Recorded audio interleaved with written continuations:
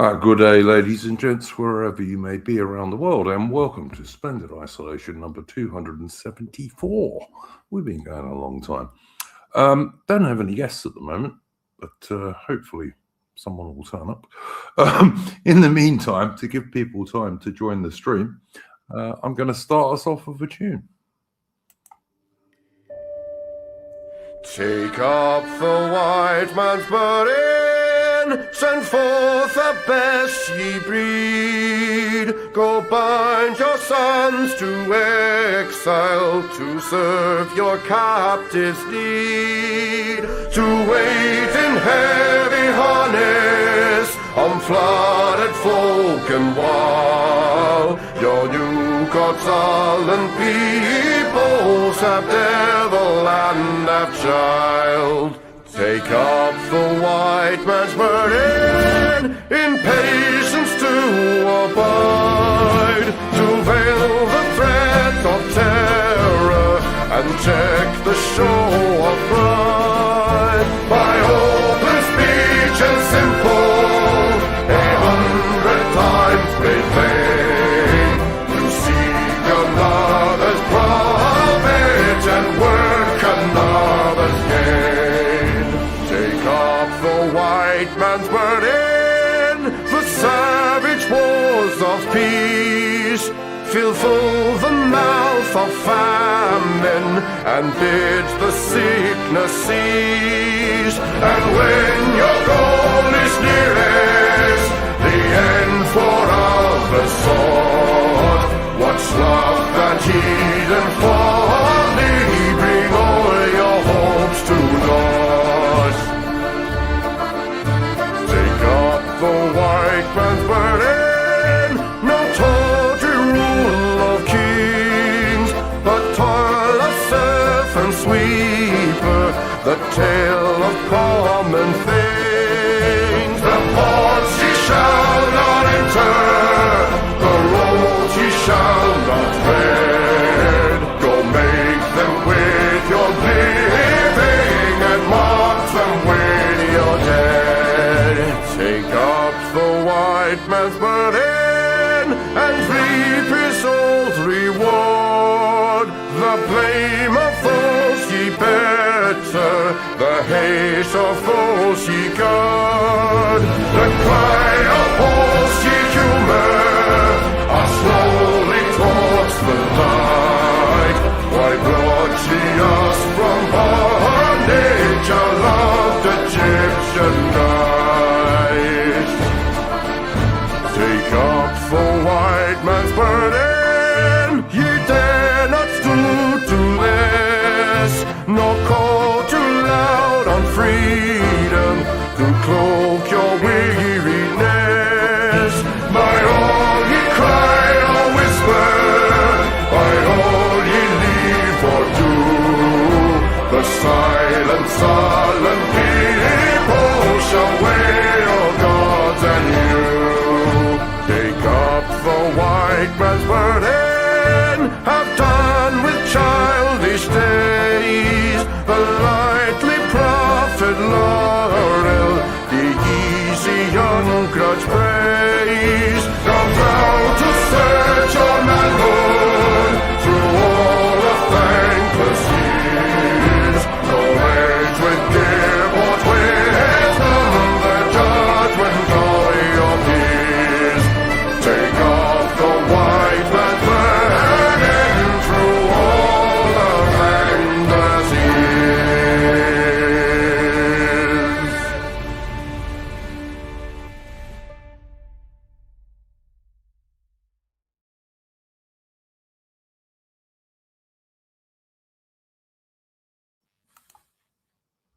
And that was, of course, the excellent Chris Gard, if you like, of music from a real musician, and you would like to support somebody who is on our sides of things in current political debates, etc., then Chris Gard is your bloke. He's a good Australian dude, married with a kid, and he actually does a real job as well as being a musician. I think he's a roofer, if I remember correctly. But you can find him on YouTube, and you can also follow him on X, on Twitter, where we are also live now. I don't have any guests, guys. I set these streams up, and I invite people from my Discord, which is a invitation-only Discord, and thank God there's AI. So I was just saying AI, I didn't have any guests. And I set these streams up, and I just hope people will turn up, basically. So I sit here getting ulcers every week, like 5 minutes before we start.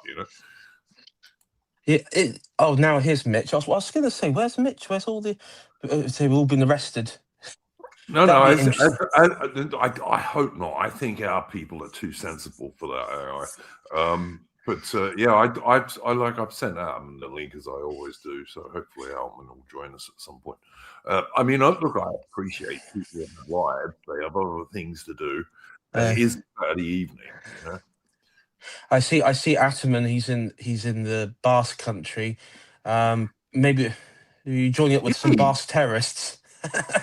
No, I'm sure he would never do that. And YouTube, we are not in favor of any sorts of violence. I tell you what, though, Morgoth had a good post on X earlier, and he was saying that because there was this big lefty liberal globalist protest in Glasgow about how basically they want the Scottish people to be replaced by foreigners.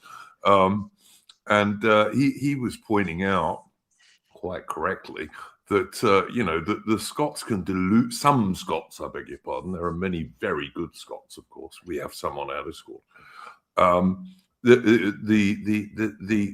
Some Scots can delude themselves that they're going to be included in these special categories of people. They're not. No white European people is going to be included in that protected group status, not the English, not the Scots, not the Welsh, and not even the Irish. My long-running theory with Celtic, because a lot of this comes down to Celtic nationalism, because there were demos in Belfast today organised by Sinn Féin and this party called People Before Profit, which is like a left-wing, it's like a Marxist nationalist party, right? Is my whole concept of Celtic nationalism is it's a completely astroturfed movement. It's completely it kind of, we talk about nudge units, the entire definition of the nationalism, of Celtic nationalism, is like a nudge unit experiment, but it's like the OG one, because a lot of it was imported from the Irish Brotherhood and the Fenian Brotherhood from the United States. It's kind of like it's so weird, AI, because if you go back to like the original IRA in the 1920s, 1916 to the early 1920s, those guys were pretty fashy. Yeah, they were. They were pretty fashy. They weren't Marxists at all. No, 100%. And who was the author? Yeats, who was I think he was English, but he was an Irish nationalist. And I think he was Irish, but yeah, he completely opposed a lot of the it was the Irish Brotherhood, which this was the Irish Brotherhood. People unaware what I mean, it's kind of the people who instigated the Easter Rising in 1916, and which would be then lead on to Sinn Féin and everything. But there was a point of Irish nationalism which was genuinely it was ethnocentric, yes, and also also obviously the religious bit, but it was very ethnocentric. And by today's standards, it would be considered a fascistic movement. I tell you what I found amusing. Yeah, it would. You're correct. What I found amusing was, as a result of this conversation about Ireland, I posted on X that I served in Northern Ireland with the British Army, which I did in the early 1980s. And I had an Irish nationalist bloke seriously say to me, "How many Irish children did you shoot in the back?" This is what these morons. I mean, I blocked him, of course. After telling him what a cunt he was. This is what these morons actually think happened. I don't think a single British soldier ever shot any Irish kid in the back. I tell you what did happen, though. The provisional IRA blew up quite a lot of women and children. Yeah, including their own. And to be absolutely honest, I mean, if I was you, you could have responded. You could have responded to him saying, "I don't know. Jerry Adams didn't give me the exact figures that day," or something like that. The thing though is the entire forms of. I mean, if you're an Irish nationalist now in Northern Ireland, you are probably one. I did a reply to one of Morgoth's tweets this week. I said Irish nationalists in Northern Ireland, like the Sinn Féin types, are kind of so establishment and so so 20th century that they're kind of like the Tory boy.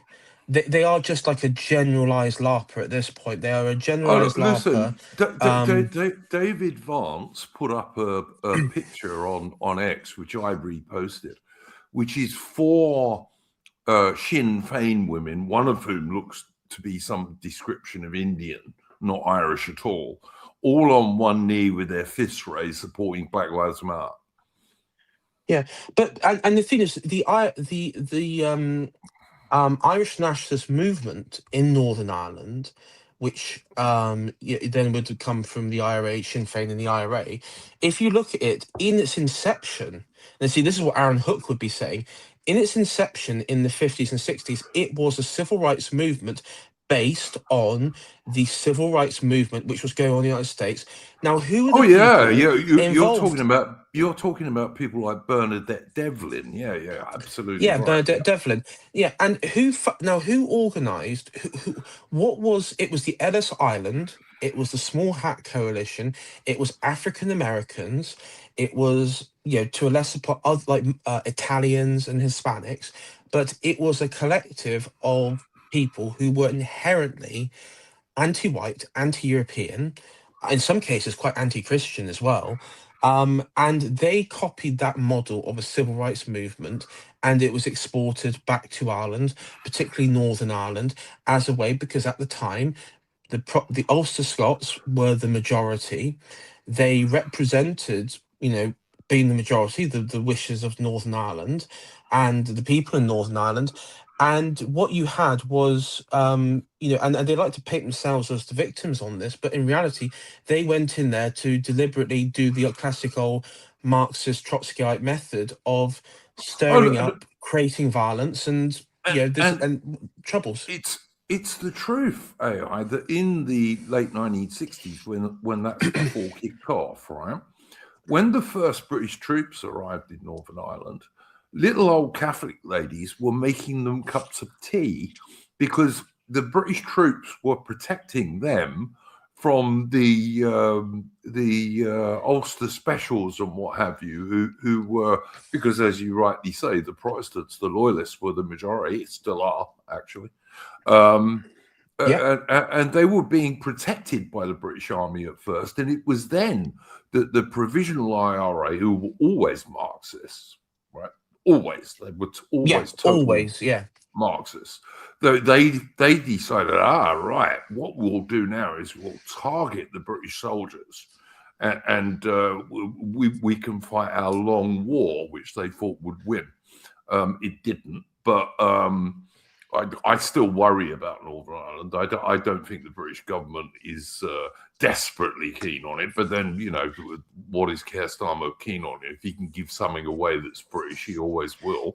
So, I will say, Duke, the only thing I was worried, I up until this week, I was worried about Northern Ireland. But one thing that it has shown, and I've been beating the drum on this on a few streams and people commenting on this, is that the Ulster, the loyalist paramilitaries, like I presume like the UDA, as someone mentioned in chat there, but also the UVF, but particularly the UDA in Belfast, they are obviously, they're still around, they're still active, they're still able to coordinate these big demos, in fact, crossing the whole city. I think if there was any physical attempt to do anything, I think you would see. I mean, they're quite willing to return back to troubles because, let's be honest, the Ulster Scots, the loyalists, were completely and utterly screwed over by the Good Friday Agreement. Totally screwed over. Oh yeah, I mean, but look who did the Good Friday Agreement. One of the biggest traitors in British history, Tony Blair. So Yeah, it was Tony Blair. what It a was Tony Blair. surprise, really. Yeah, I must say this, to be fair to Irish people. A guy on X did actually say to me that Sinn Féin have almost no support in the Republic of Ireland because people have realised what they're really about, which is Brits out, Somalians in, basically. Ataman actually just raised something very important that people forget. If you look at general elections during the Troubles in Northern Ireland, or the Northern Irish elections, I think it was because you had the general election where they were part, but also you had elections in Northern Ireland. The dominant political parties were the Ulster Unionist Party. They were the dominant one, which is the one that Enoch Powell joined as well when he became an MP. Yes, he did. I know that. Yep. But also on the if you look at Sinn Féin, they had like one seat. They were an incredibly small party, and also the DUP. I mean, I think they had a couple of seats at one point, but even then, they were a minority party. So within the province, within Ulster, among nationalists, Sinn Féin was, again, quite unpopular, and people wouldn't vote for them.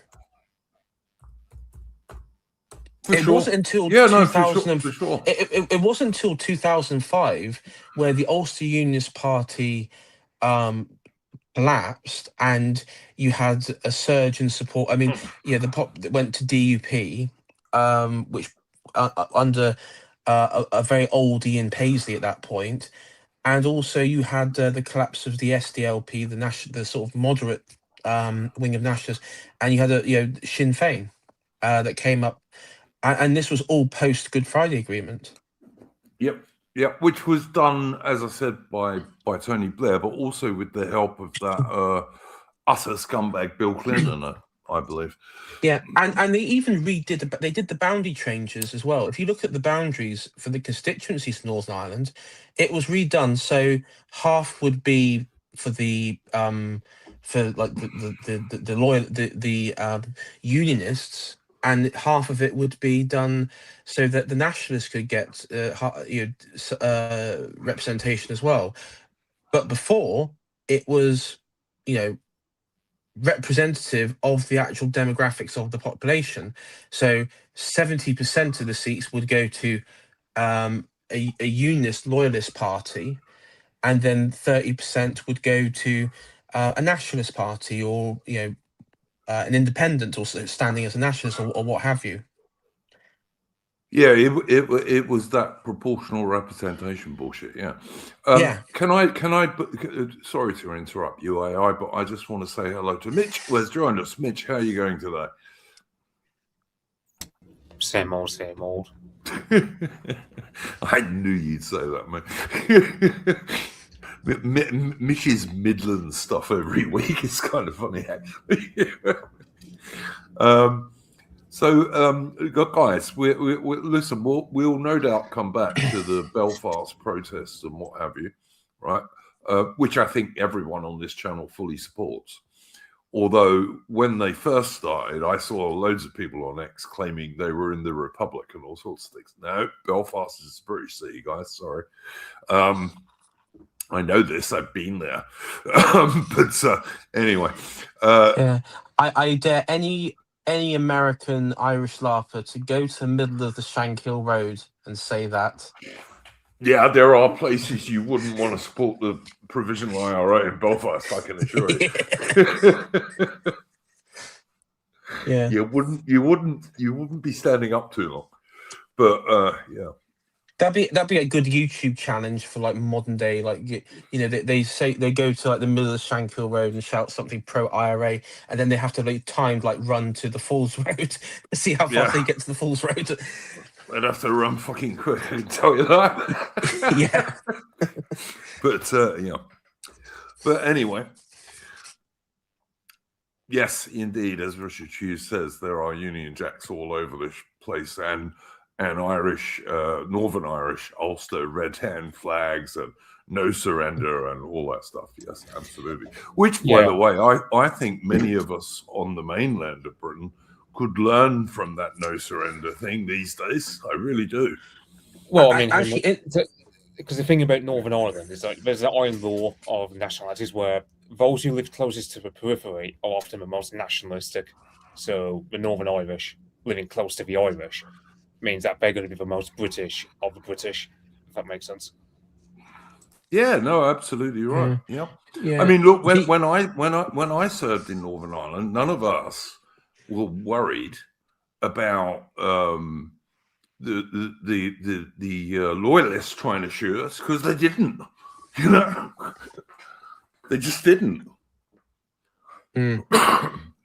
Yeah, it's quite interesting because the one it's Fermair in South Tyrone, which is in the area that borders the Irish Republic, and it's quite interesting because that county, I guess you could say, is completely split 50-50 near enough between Catholic and Protestant. Yeah, I've got to say, I totally agree with what Adaman says here. And Adaman, by the way, in case you didn't see it, because I put it up on the screen, he's traveling at the moment. He's I think he's in Spain or something, and he hasn't got a lot of data at the moment. So, but he's pointing out. He's in the French part. He's in France, but it's the Basque. Okay, right. So he's around Perpignan. I've been there. It's nice. It's really pretty part of the world. So Adam, and I presume you're around Perpignan, that sort of area. Really nice part of the world. I've been there. It's nice, very pretty. Foothills of the Pyrenees and all that stuff. Yeah. But I do believe that Adam is entirely right about this. You don't want to waste that unionist loyalty. I agree with that. And also, as far as I'm concerned, if it's British, we keep it. I don't want to give up. I don't want to give up the British Indian Ocean territory. The Chagos Islands. Never known Northern Ireland. I wouldn't give up anything that's British at all. I'm seeing like people talking about the Yanks who are like. I've noticed all of the Yanks who have been saying about, oh well, they support the Irish and blah blah blah, and like they think it's all the Irish. I've noticed none of them were Southerners. Like I think the Southerners are more conscious because you can find murals in Northern Ireland where it says like Robert E. Lee and Stonewall Jackson, like other like guys who descended from Ulster Scots, being like these Northern Irish murals with the Union Jack and the Red Hand of Ulster. Like I noticed, it's always either Ellis Islanders or I don't know. I don't really notice it being Southerners all that much. I'm yet to find a single Southerner who's somehow thinking that this is all the Irish, or they're being ignorant about it. I see that Jules Roy in the chat, who is French, as you can tell from the vocal, is correcting me, and it's more Catalan. And yes, you're right, Jules Roy, and I stand corrected. Thank you. One thing, I mean, the funny thing is what I've been seeing on various podcasts, on various and it is like a mix of American and unfortunately a few Brits who've been saying this, is that they're saying, oh, isn't this great? This is the Irish coming out onto the street. This is that that Irish rebellious nature from the Easter Rising. And it's like, dude, these people, this is organized by, most likely it's organized by various battalions of the UDA. All of these guys are Ulster Scots. And if I'm just being real, there are some people who joined in who were, who claimed on camera they were Irish Catholics, Irish nationalists, who probably, and there's a lot of Irish nationalists there's a lot of Catholics in Northern Ireland who don't like that don't like Sinn Féin because they view them as traitors because of importing foreign populations and all that sort of stuff. That yes, certainly that is the case. But if we're just being realistic for a moment, like we saw today, the Sinn Féin supporters and the Marxist People Before Profit Party are the people who invited foreign third worlders into Northern Ireland, welcome them, and celebrate them.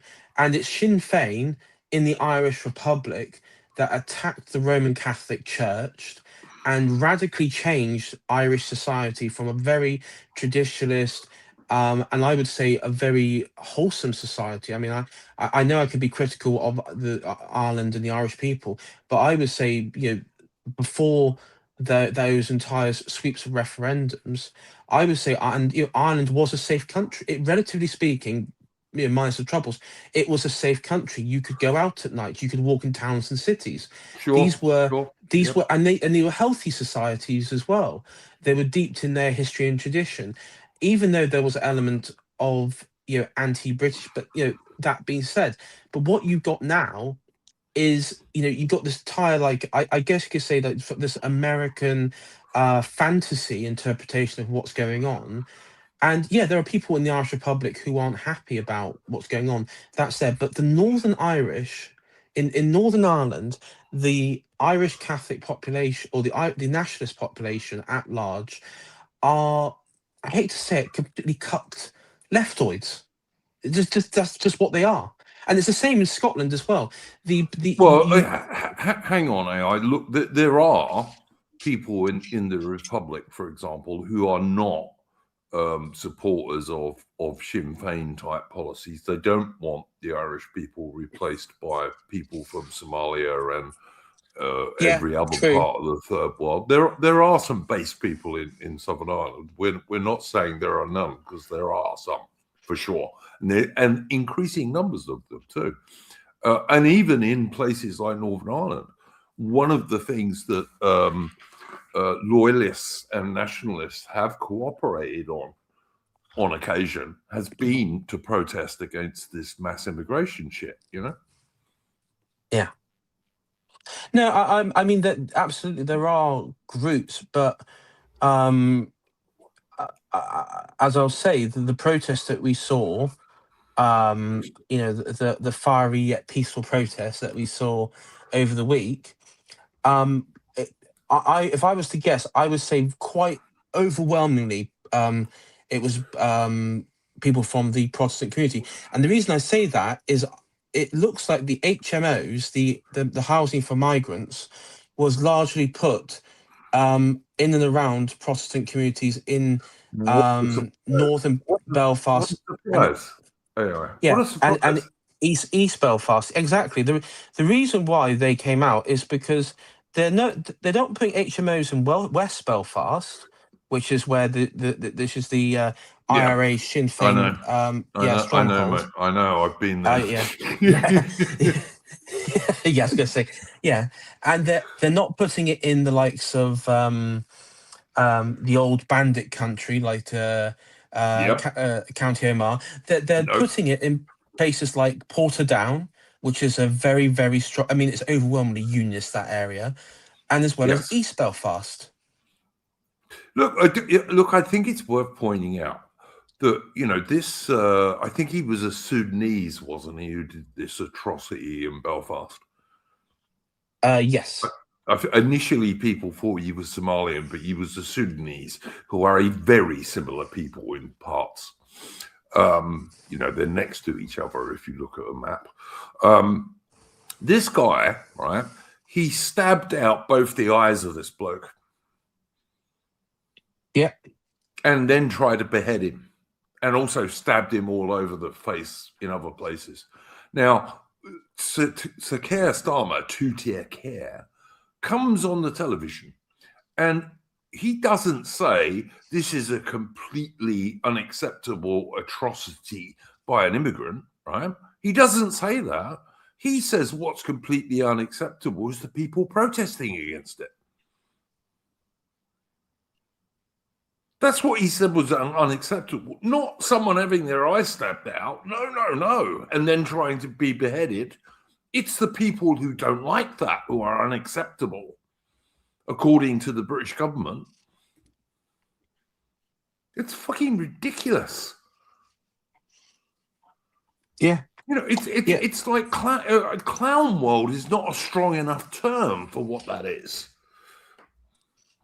Well, it originally they propagandized, with concerts not to look back in anger, and what they do is they actually use it as like it's quite incredible. They use like this medium tool to shame anyone who does feel anger.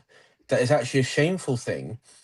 And the thing new is, and I think this is where, I saw Navarra Media making this point, and their sort of interpretation is that many people, particularly right-wing people in Britain, um, basically remember what happened in 2020 during the George Floyd, the demos that went on here and elsewhere around the Anglosphere, particularly in Britain, and the destruction of property, the rioting, and all that sort of response. And it's kind of like, I mean, in their mind, they see this like a form of revenge. This is like a form of like a right wing pushback.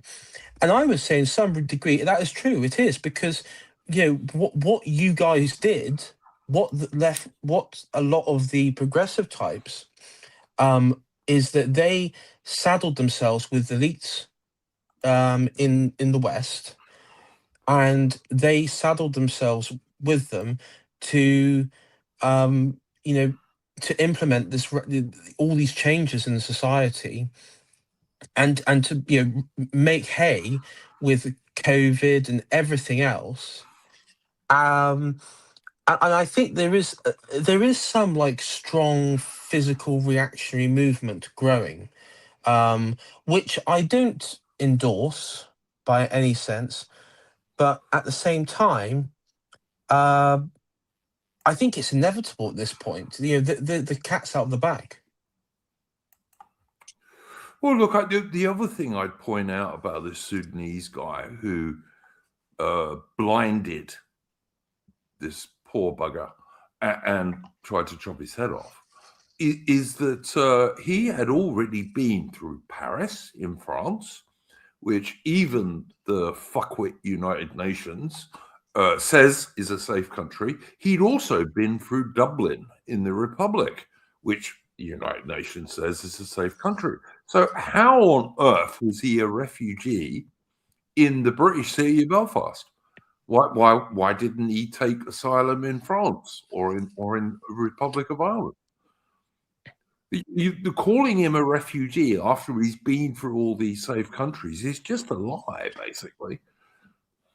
Yeah, and it also looks now, I saw it come out today, that apparently he is known within Sudan, and he was a member of a paramilitary out there, some rebel paramilitary group. Yes, yeah, I've seen a couple of people saying in the chat he came from a fairly high up Sudanese family.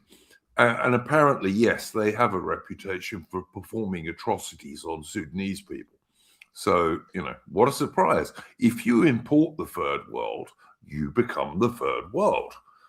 This is what happens. It's just insanity. And also, of course, Suella Braverman and what's his name, Robert Jenrick, who are now members of Reform UK, were the people who fast-tracked that guy's asylum application. Yeah, and now they're part of Nigel Farage's Reform UK. Why doesn't Nigel have a word with them? Say, what were you doing, boys and girl? well, exactly, and this is this is probably one of the reasons why a certain party rivaling Reform in the upcoming by-election haven't allowed a media platform, because this would be the most obvious thing. All you need to do is say that effectively half of the team in Reform now, half of the political team within Reform, aided these monsters into this country. Yeah, 100%. Of course they did. And look, the British people the real British people, the Anglo-Celtic people of Britain, have never voted for mass third-world immigration. In fact, any party that said they would restrict immigration has almost always got the support. And so it's been done against the will of the average, ordinary British people. Everyone knows this. And the result of it is repeated atrocities like this poor bugger in Belfast, Henry Nowak, who was killed by a Sikh immigrant, or the son of a Sikh immigrant, as if it makes any difference. And to say nothing of the tens of thousands of British schoolgirls who have been subject to the mainly Pakistani rape gangs, Yeah. This has all been inflicted on the British people by their own government against their will, pretty much. Yeah, I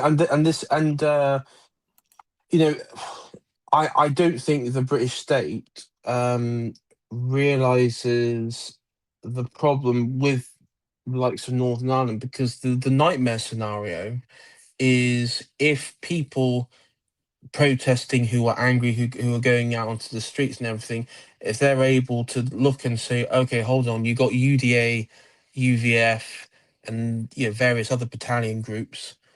Why don't we just recreate that here? Now, that of course I don't endorse. I don't endorse that. Yeah, I was because, just going to say peacefully, AI, of course, peacefully. Peacefully. Yes. But if they were to adopt a similar model, that would become a problem, because then you go into the troubles, but on a UK wide scale, for a different reason, but on a UK wide scale nonetheless. And I've sort of been saying now, the British system, the state, I'm not talking about Starmer or anyone else, but the British system needs to figure out a way how to put a stop to this now. It is gone. It's now out of control. They can't. now risk. They can't put a stop to it. This is the thing. The people who are supporting Rupert Lowe and Restore Britain, I think we're an unstoppable force now. I really do. I just think, if you want the country to be safe for your children and your grandchildren, you have to support Rupert Lowe and Restore Britain. It's the only option. And I think Rupert Lowe and Restore Britain is the last chance that Britain has of voting our way out of this. I really do. If this doesn't work, there's no peaceful option. There isn't. Because, Nigel Farage and Zia Youssef and all these other teal Tories in Reform UK, they won't change anything. Nigel Farage just said he won't change anything. The only person who might is Rupert Lowe and Restore Britain. They're the only possibility now, I think, anyway.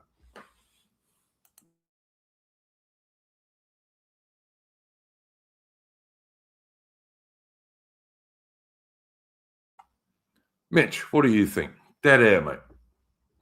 I mean, when it comes to I haven't really looked up, because I've been off Twitter for half this week because I just thought I was burning my brain on it.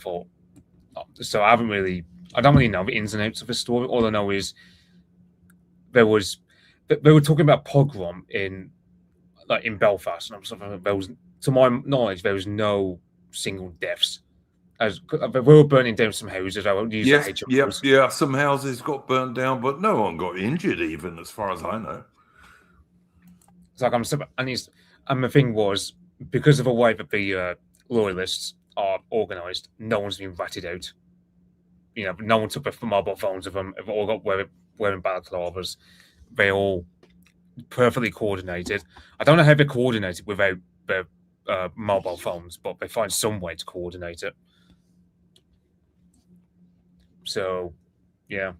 I think they do it the old-fashioned way, to be honest. Like they don't use electronic. If I was to guess, they probably just it may even be a system of handwritten notes. For all you know, it's but the thing is, you have within paramilitary groups within Northern Ireland, of course, you have the inevitable infiltrators from the security services as well. So there's that. I mean, of course, the IRA. The provisional IRA, PIRA, were thoroughly infiltrated by the British Secret Service and what have you, completely so by the end of it. I don't think the Loyalists ever were so much, partly because there was no reason to do it, because they weren't killing British people, basically. So, Yeah. The only one I think was slightly infiltrated is there was a breakaway. Led. What was that one that was led by Billy White? What was that breakaway group? I don't know enough about this. You need somebody like Lady Charlotte to talk to you about this stuff, mate, who grew up there as a little girl in a loyalist community. I don't know enough about this to discuss it. But he was he had he had a bit of conflict, particularly with the excuse me, with the loyalist side anyway. But I think it was said that they were infiltrated as well. But yeah, largely it was mainly the IRA and the provincial IRA were very heavily infiltrated. I mean, because one of the rumors is that Gerry Adams, particularly Gerry Adams, was an informant to snitch. And there's by no means impossible. By no means impossible. And there's a lot of Republicans and former IRA members who think that. That's a very popular theory, which makes me think it was always said that Martin McGuinness was the real deal and he was a snitch. He was also another filth terrorist who I would have happily shot back in the day. But yeah. I mean, I'm seeing some people saying you don't need phones or internet to organise. I'm thinking, how many times for history? Look, because let's say, for argument's sake, it's done for couriers, written messages. I'm thinking, how easy is that to be misunderstood? Or let's say it's done by verbally. I mean, how many times in history are you easily to be misunderstood when? Yeah, but the point people are making, Mitch, and it's correct, is that basically a mobile phone, particularly like a smartphone, right, is really a tracking device that also happens to make phone calls, right? You should never have anything to do with those things if you want to keep something secret. Never. I mean, the only sort of phone that you should use at all is an old-fashioned block phone that is a burner phone you're just going to chuck away afterwards. Not that, of course, that we support anything illegal at all on this channel, because we don't. We're just talking about, technological facts. Yeah, just think of Breaking Bad with old Nokia phones and stuff like that. Yeah, absolutely. But you've got to chuck them away afterwards. You can't keep them because they're just as bad if you keep them. But yeah, for sure. Yeah, I wonder how you can. I don't think they were even able to track. I don't even think they can track you as much, because the way that a mobile phone, let's say an iPhone these days, works is very different to how a mobile phone from 20 years ago works back then, like old Nokia. So I don't know if they're able to track it as much. No, Mitch, the phone still connects with cell towers, right? Even the old-fashioned block phones, they still connect with a cell tower, so that they can tell roughly where you are from that. If they know who you are to start with, of course. But yeah. Again, we're talking in mere technological facts. We're not suggesting people do these things. We're just, but yeah, a modern mobile phone is really a tracking device that happens to make phone calls and lets you connect to the internet. That's all it is. But anyway, but we on this channel, let me be clear, we don't support violence of any description against anybody. We are a totally peaceful group on this channel, and I want to be really clear about that. And I think people who perform violence are bad and naughty and very evil, and don't do it. Okay.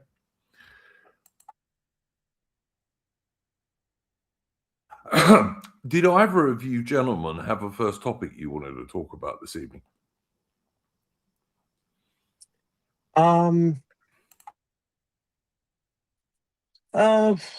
was the only thing I was going to talk about was the recent goings on with the British military, and particularly the two ministers, the defense secretary and the Al Khans, who was also in the Ministry of Defense as like another junior minister. Both their resignations over the proposal budgets for the British Armed Forces. Yeah, And basically, because there is no budget for the British Armed Forces. yeah. I mean, it's quite literally like horse and wagon. I mean, we might have to. We're going to have to go back to horse and wagon. You know, mount the 50 cowl on the wagon there. Don't worry about the donkey can pull it. I think one of the ministers who resigned is actually an ex-armed forces bloke. So at least he was being honest, because he actually served in the armed forces, and he can see what a disgrace this is that Starmer and Labour are doing. This fellow Al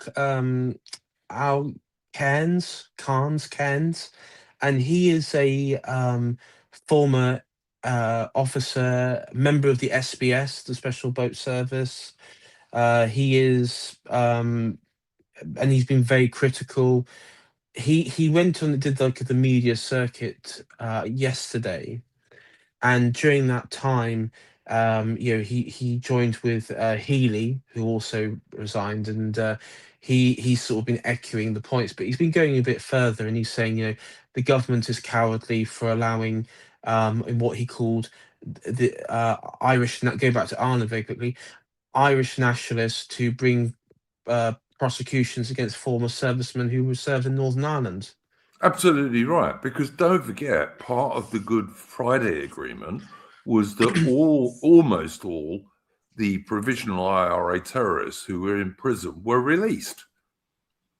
Even if they'd been convicted of killing 50 people with a bomb, they were still released. Yeah. So why is it you're now chasing British soldiers who these days are often in their 60s and 70s? Why are you still being allowed to do that when all of the provisional IRA terrorists were released? It's disgusting, and it's typical two-tier care, basically, or two-tier for the real British people and not for anyone else. Yeah, and as a result of this has caused this sort of interventions.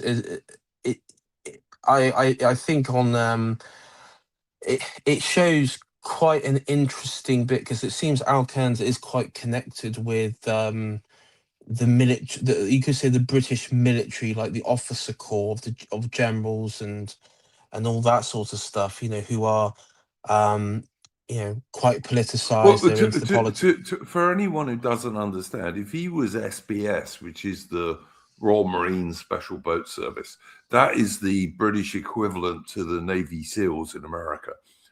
They cross-train with them all the time. They do the same stuff. They're really good special forces. Yeah, they are. And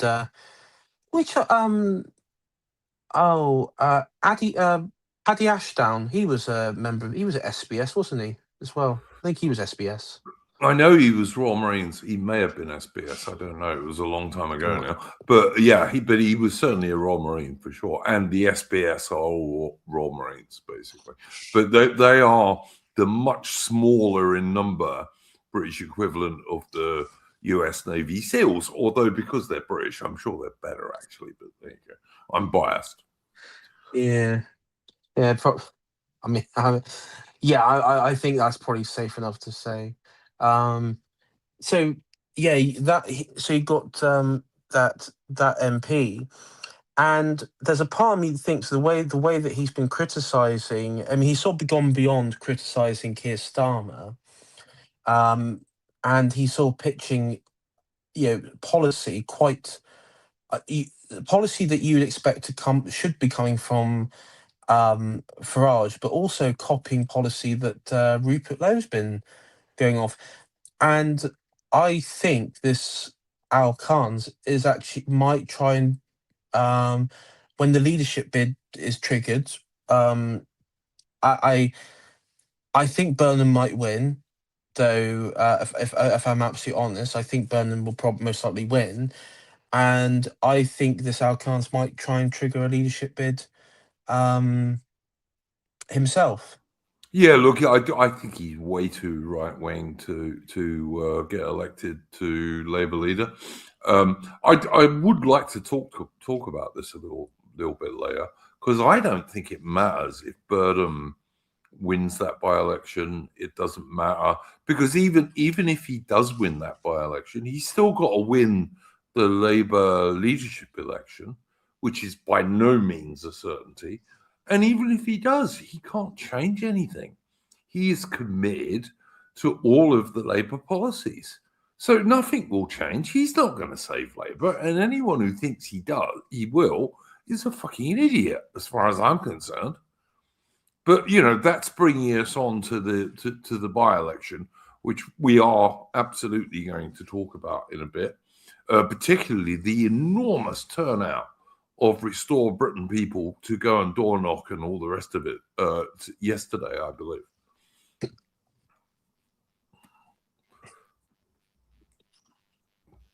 Yeah, but as the story goes, though, this is the story of the defence budget, and I think as of now, all of our frigates are out of action. I think that is the current that in some capacity or another there is. Yeah, but we've got 3 destroyers at sea at the moment. Yeah. Let me tell you guys, in 1939, when Britain went to war, the Royal Navy had about 250 destroyers. These days we got 6, and 3 of them are at sea. Yeah, I mean, for me, the biggest disgrace has to be when all that was kicking off with Israel and Iran earlier this year, and it looked like the bases at Akateria and Dikalia on Cyprus were at risk. We had they got attacked, I believe. there was something happened at one of the bases. A drone attacked them, I believe. Yeah, a drone from country of origin uncertain. Yeah, I have my sticky suspicions of where that might have come from, but I know exactly what you mean. I know. Yeah, they have sort of a habit for attacking allies in that. Anyway, point is, you mean it could have been a bit like the USS Liberty or something like that? Yeah, I think it could have, and I think hypothetically, I think that I may have spoken to someone out there who also thought hypothetically that. But anyway, that's a separate matter. It wouldn't amaze me. Anyway, let me say that it wouldn't amaze me. No. But before you go on, can I please do a little bit of channel admin, guys? Most of you people who are watching this, either live or later on, will know that entropy has sadly gone down, which is a great shame because they always paid you on time. They had a Discord where you could speak to them, and I thought they were good, honest people, and I hope they eventually come back. To replace this, we now have a subscribe star page, which is pinned at the bottom of the chat. But the thing is, the only way you can use Subscribe Star is you have to subscribe. But it's only $5 a month, guys. So if you want to help us out, I would be most grateful, because I am semi-retired. I am by no means a rich man, and I'm spending about $200 a month running this channel at the moment, mostly for StreamYard and for X, because we are streaming on X Live at the moment. So any support would be greatly appreciated. Sorry, AI, carry on, mate. Yeah, and during that sort of disgraceful period where our bases were under threat and we didn't have a ship, any ship at all, even a fishing trawler, attach a gun to a fishing trawler to even go down defend. We relied on the Hellenic Navy and the Italian. The fucking Hellenic Navy. Just let that sink in. The Hellenic Navy. Well, I've got to tell you, mate, I was in Crete many years ago, right? And I met a really nice Hellenic Navy wren. Like, she didn't serve at sea; she served on shore, and she was very pretty. So I'm not totally against the Hellenic Navy, to be fair, which is the Greek Navy for anyone who doesn't know. And no, unlike Christopher Nolan's Odyssey film, they're not all black. But anyway. I know, but my problem though is, I mean, these countries, when it comes to their armies, they're sort of like joke countries. You know, when it comes to the armies and navy, these countries are, you know, they're meant to be like these smaller joke countries, Mediterranean countries, and all that sort of stuff. And my AI, you're letting your age, right, and your dad's career get in the way of your common sense. Do you know who has a joke armed forces these days? We do, I know. We do. We're a joke these days, mate. Honest. Yeah. Someone in the chat said Britain still has 5 frigates available. No, we don't. Let me explain something to you guys, right? And I'm only going to do this once, but for every 3 warships you have 1 available, basically. Right? So if you've got 5 frigates, that means you might have 1 sometimes. If you've got 6 destroyers, and that's what Britain has, that means you might have 2 most of the time. Now, yeah, in a big emergency, you know, like Falklands War, for example, you can probably get an extra 20 to 30% of those ships to sea. But you're never going to get all of them because some of them are going to be in refit. This is just how it works with warships. If you've got 12 frigates, that means you've got 4 all the time. And if a big war breaks out, you might have 6 or 7, maybe 8 if you're lucky. And of course, because of that, the reaction by a lot of the ungrateful Greek Cypriot twats on the island and the wider European community is, well, Britain has all these bases like in Gibraltar and on Cyprus and around the world, but it hasn't got the navy to even defend it. It hasn't got the ability to defend those, and that the only people who can are us. And guess who's buying up a lot of land in Cyprus at the moment? Go on, tell me, mate. I bet I'm not going to be surprised by this, but do tell me. It is that one democracy in the Middle East. Oh, right. Okay. Yeah. And they're buying up a lot of land to the shock and horror of the Greek Cypriot population, who also actively want to they want the Brits out as well.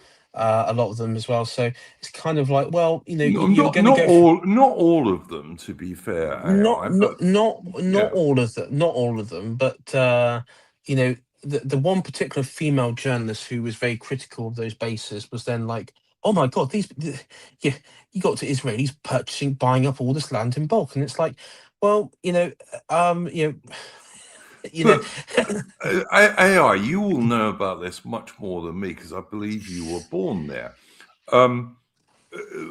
When the Turks invaded Cyprus, the only reason the Turks didn't take over the whole of Cyprus rather than just half of it was because of the British Crown bases. Am I not right?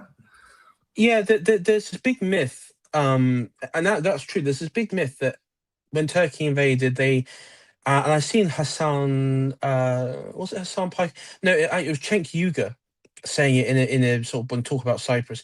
He said that when the Turks invaded in the 70s, they conquered the whole of the island, and then they negotiated with Britain, and and then the Greeks moved to the southern port, and the island was a partition in the island where you had the Turkish Republic in the north and the Greek bit in the south. That's not what happened. What happened was the Turks invaded.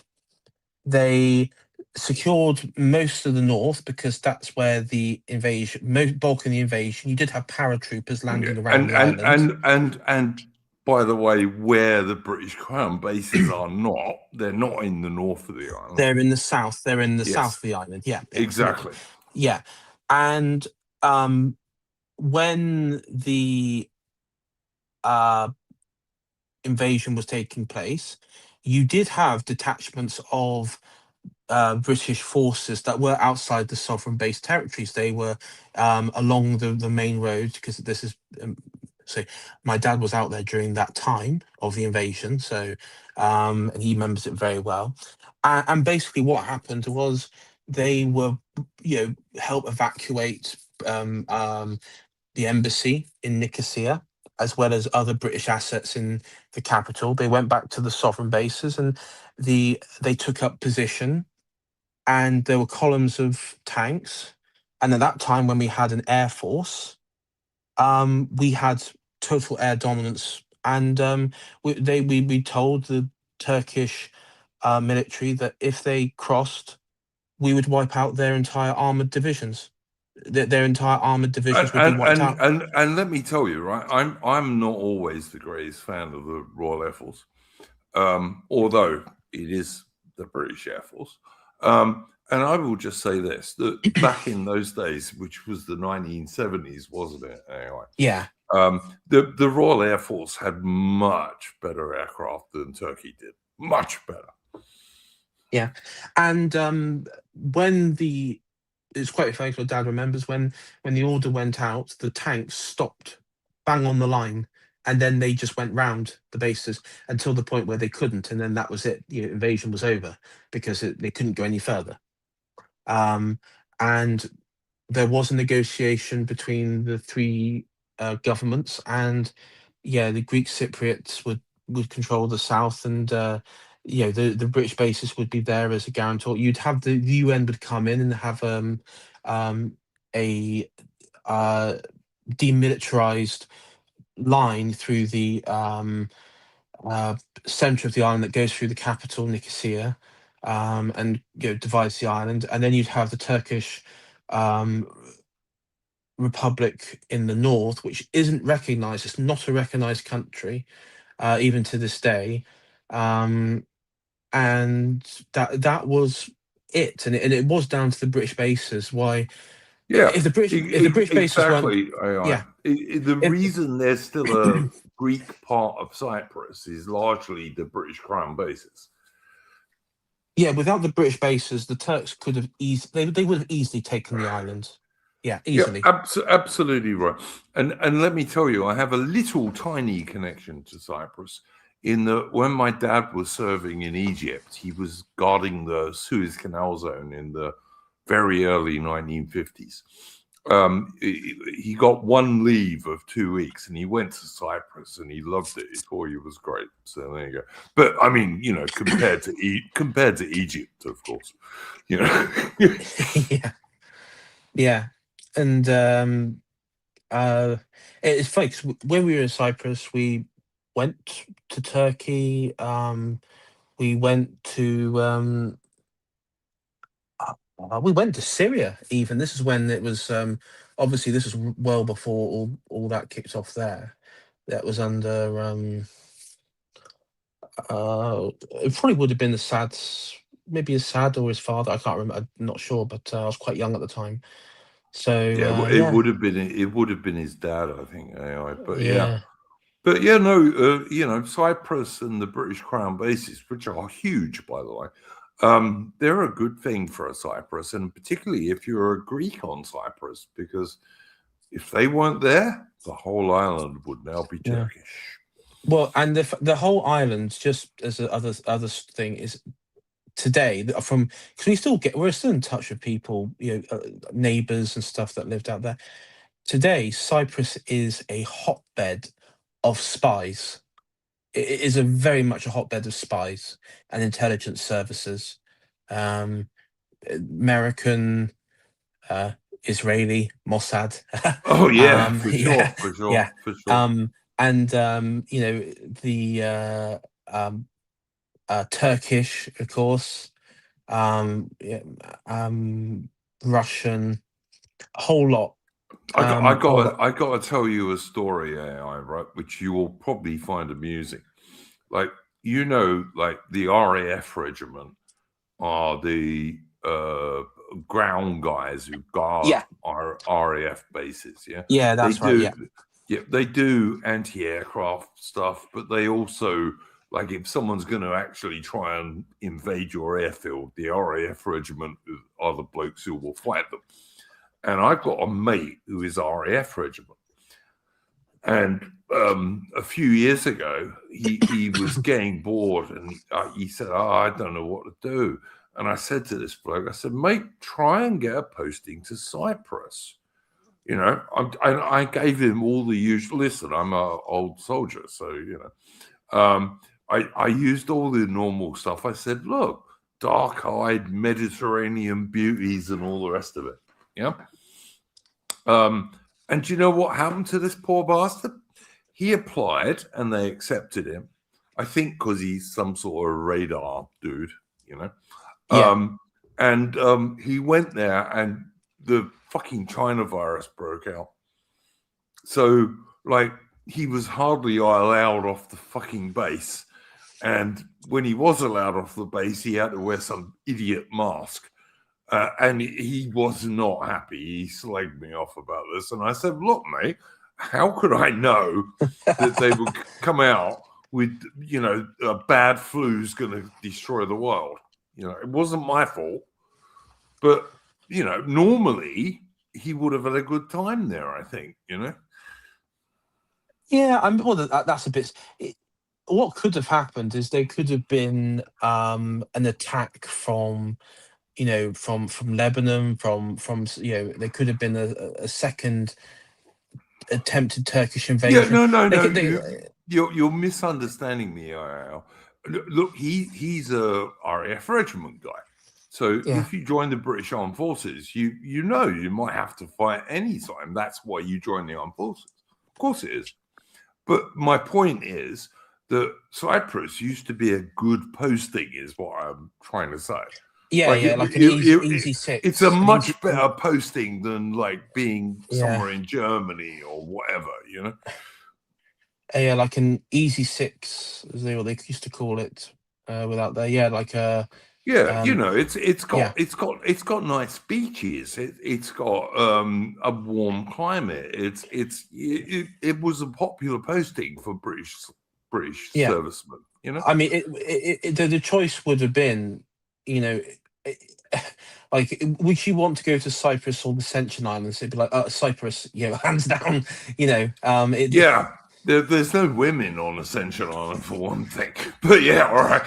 Yeah, it's like, yeah, and yeah, my dad, he was in Ascension Island, Cyprus, and Berlin, and Cyprus again. So and Hong Kong as well. So he did. Right, no, that used to be the most popular posting in the British Army. Like when I joined the army in 1983, I knew guys in my regiment, in my battalion, who had been posted to Hong Kong.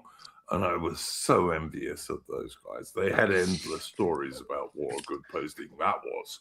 But That yeah, the thing is, Hong Kong was probably the worst posting was probably the Ascension Islands. Um, Maybe the Falkland Islands was okay, but it's like, again, it. Berlin was quite good apparently, and then Cyprus and Hong Kong were like the top two, depending.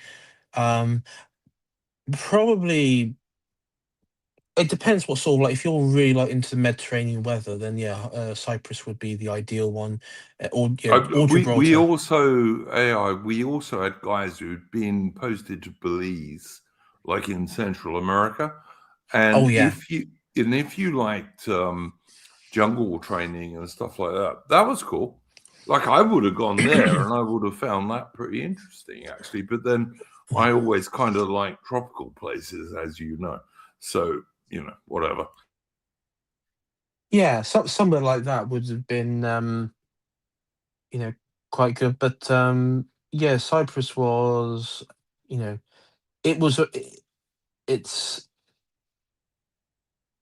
it's like Hong Kong. It was developed. There was minimal threat to a point. I think the only threat we had to be wary of is that there was you did have like IOCA, which was a Greek terrorist group that would target British Yeah. people, Yep. um, Yep.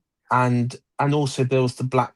I think it was called the Black Hands, which were the a Turkish, a pan-Turkish terrorist group as well. But the main threat for British people were the IOCA. Um, But they were much bigger in the 50s than they were by the 70s. So yeah. yeah, yeah, it wasn't the I think the last like headline attack by them was, it was in the 80s, and they murdered um a um a bank clerk in one of the That was brave of touristy them. towns. That Yeah, was brave of them. Yeah. they were caught. I mean, they were caught afterwards, though. It was Good. it was Good. yeah, it was like they murdered a some foreign national. No. All I'm saying, I is if you're a serviceman, when you're looking at postings, you want two things. You want nice weather, good beaches, and cute girls. And as you say, Cyprus, Hong Kong, they were pretty good places for those on the whole. So yeah. Yeah. Yeah, Ioka were not. They were nasty, really, really nasty individuals. Oh yeah, in the 50s and even the early 60s, they were really evil. Alabaster is saying good booze, yeah, for sure. But yeah, in the 50s and the early 60s, they really were. But by the 70s, they kind of died off because Cyprus was in those days independent, and it was just the British Crown bases, But yeah, if you're a British soldier, you want to go somewhere where it's not too expensive. You got nice weather, pretty girls, and as Alabaster says, and good booze, and then you're pretty happy, really. And that's not to say you're not prepared to defend the place. Of course you are. That's why you joined up. But you want to have fun on your time off. You want to have fun on your time off, basically. But Yeah. yeah. I mean, now, the main bit of Cyprus that, I mean, outside the bases, which are very popular, is Ayia Napa. That's just like a total club scene, now, um, and Larnaca, Paphos. You got a lot of hotels, a lot of But retreats. but AI, compare this. When I was in Belfast, right, we weren't allowed out of barracks. Do you know why we weren't allowed out of barracks? Kidnappings, assassinations, Yeah, bombings. yeah. Yeah, yeah, Three, yeah, yeah. three young Scottish soldiers. They were three young Scots. The provisional IRA got three cutie Irish Republican girls to chat them up in a pub. Yeah. And of course, being men, they went with them. And the IRA shot all three of them in the back of the head. Yeah. And so we weren't even allowed out of our base, There was because a the provisional IRA were that scumbaggy, and their little girls even were that scumbaggy. there was an interview I saw on YouTube, and it was about this. I think it was military police. It was this military police chap who was in Northern Ireland. I ain't And gonna he, say much good about the Red Caps, mate, but all right. all right, yeah. Uh, what he got wind that a trooper had gone home with a girl to her house, and there was a report that came in from one of the informants that this was a honeypot trap, that they were going to either kill or kidnap, this soldier. He was given an address, and he was just saying he got round there. There was already two men who were trying to enter the property, presumably IRA or what have you, and because he was with other military police, they managed to quickly. Well, he said that they just sort of like battered them without even thought, kicked down the door, marched upstairs, grabbed this trooper out of bed while he was doing the biz with the girl, battered him, and then dragged him downstairs and into their car. And yeah. First good thing I've ever heard about the military police, but okay.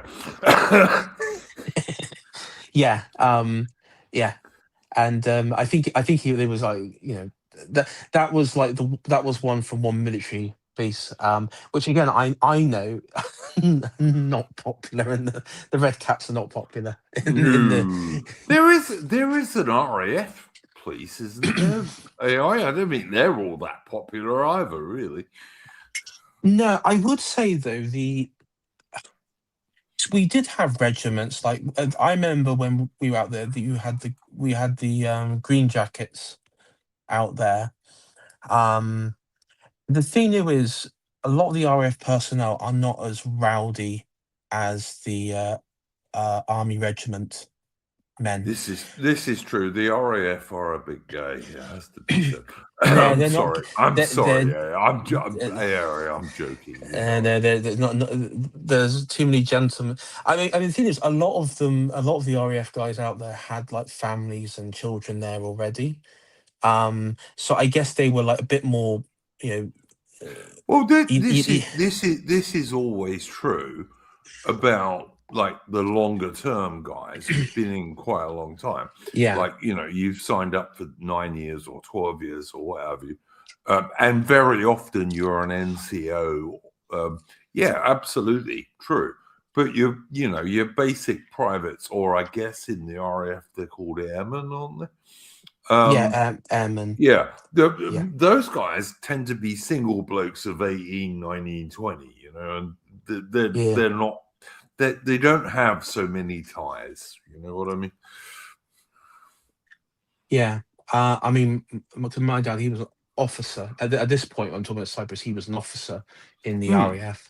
And the only thing is, there was, when my grandfather, we came to visit the one that was in Burma, you had the various military clubs as well, and you had the Royal Engineers, which was his old regiment, and he went down there and he said, "Yeah, I was a major in the Engineers, and I was in Burma," and they went out, got drunk, went round, had a great time, and then the RAF military police ended up having to pick up my dad, and drop them off home.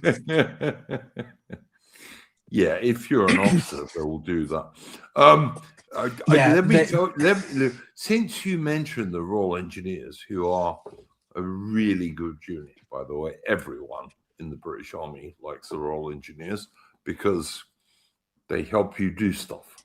But I once had the honor of taking around the former commander of the 5th Field Squadron Royal Engineers around the battlefields of Isandlwana and Rorke's Drift.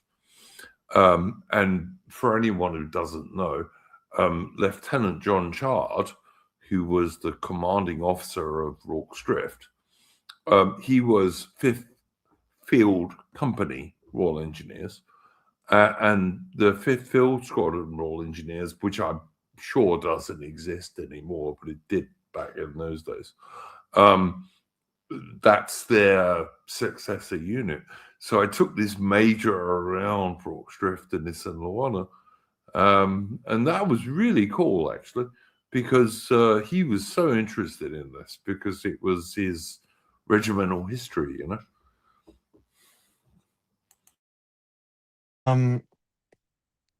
Yeah, no, 100%, and it's it, I mean, it is quite like I'm quite relatively local to Chard and Hit, where he he comes from my neck of the woods, uh, I mentioned to you, you mentioned in It's a lovely little village, by the way. Anyway, yeah. yeah, I've been there, and I've been to the church and seen his grave, and yeah, The church was the church's vicar was his brother, by the way. that's right, yeah, Yeah, yeah. when I went there, right, and you guys may or may not believe this, but it's the God's honest truth. I put a bunch of flowers on Chard's grave and saluted him, just because that was John Chard. I mean, you know, Yeah, hero, real British hero.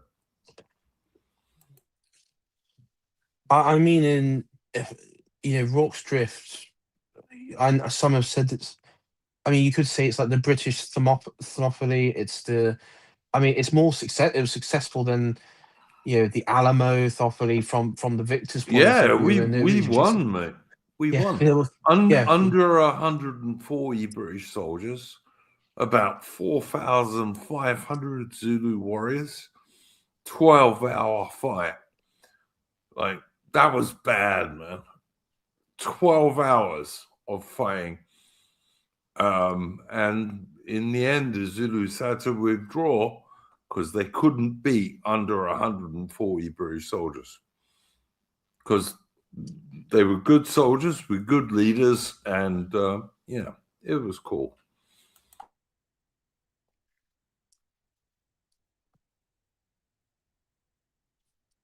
yeah.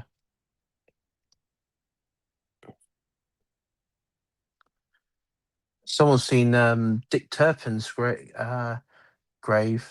That'd be where I was going to say. What is it? Up in Yorkshire, where he's buried. No idea. Trying to No, avoid dead air here, but no idea. no, Um, no. That'd be an interesting. That'd be an interesting one to um go to. I'm just trying to think. Like, of course, I've been to William Marshall's at Temple Inn. Um, oh, Mitch says in Fishgate up in York. Yeah, I thought it was up yeah, in it's in York. Yorkshire. Yeah. Yeah, yeah. So I remember going to the site of his execution. That was I think it was like a somewhat botched hanging. It was like a uh, somewhat of a botched hanging, but yeah. Many such cases. Mitch, did you have a first topic for this evening, mate? I don't. I don't know where I could go because I think I'm because I don't know if I'm the only one here who really knows a lot about Gears of War, but I know and I suppose it goes into the aspect of do we think the culture's getting better, like do we think gaming's getting better, or we can talk about by-election, which I've noticed that apparently I they've got 1,000 people in Field, which I think we still probably got the highest number of canvassers of all parties. I would go for the restore one, mate. But then I am not. I play a few games, but not many because I'm an old bastard, you know. I mean, the quick mention on the games. I've just noticed that a lot are being made by Chinese companies, and there's not the quality. Stellar Blade looked pretty good, but I think that might have been Japanese. I think that's Japan. Right. Yeah, Yeah, I think that was Yeah. Japanese. Stella, the Japanese make some quite good games. I don't know about the Chinese, but you know. I think I feel the Chinese would just like do what they do with everything, just oversaturate with their I mean, there is one game that there's like it's like a history one set in the 10th century and the Tang Dynasty, and this looks quite interesting. It looks quite interesting. It's like a mission to find somebody, and the graphics look okay, but there's nothing apart from that. There's the only thing that there is in this country is that there's a game coming out called Chronicles Medieval, which is like during the 100 Years' War, and that looks quite good. Yeah, that could be cool if they do it right. Yeah, if they use English men at arms and English archers, that could be cool. I saw the character. I saw the models for the archers, and they've got the heraldry right. They've got the heraldry. They've got the armor and the the clothing. So it looks quite good. Yeah, because I'm talking about Gears of War, for example. Like, the thing about that game is it's a very man's game because it's all about sort of like brotherhood and camaraderie in war and themes of that sort. But the thing was, especially in Gears of War 5, which was released back in like 7 years ago, it just got there's a lot of girl bosses, like, insufferably, like a lot in that game, especially like Gears of War 4 and 5. Like the first 3 games. Can I just say, Mitch? Mercian says, "Sorry, I can't be there." Mercian, you're always welcome on this stream, mate. I like you. You're a good guy. Sorry, Mitch. Carry on, mate. Yeah, because the thing about there's this character called Kate Diaz, and basically, so there's one instance where she's given an order by a commanding officer who happens to be her boyfriend that she's fallen out with, and instead of respecting the chain of command, she just disobeys it, and she doesn't get punished for it.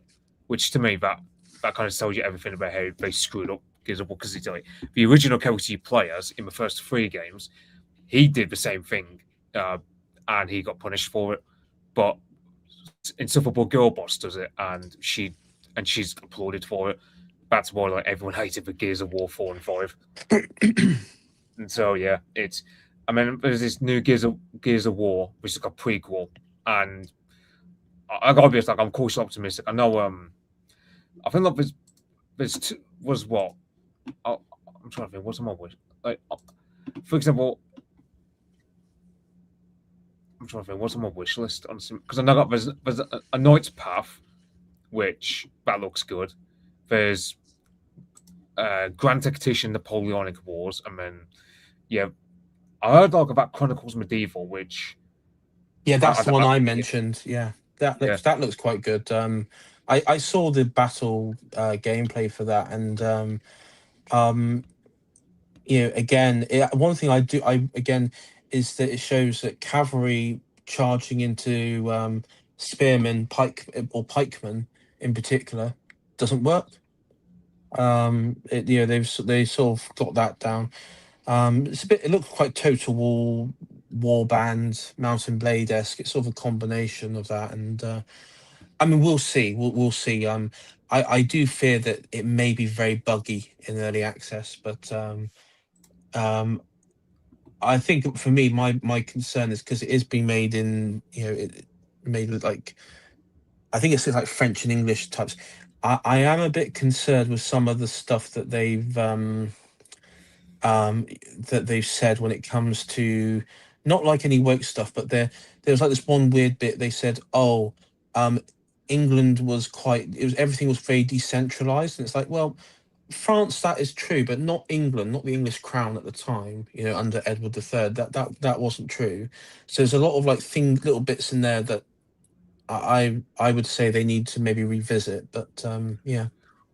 So personally, if I was in charge of a game, and I can imagine making a trilogy of games, for example, where I'd have one game where you play as an Anglo-Saxon warlord, let's say in the midst of a dark age, so you think Anglo-Saxon conquest, like It's a wonder there's not been a game about that where you get to kind of like Mount and Blade, but that era.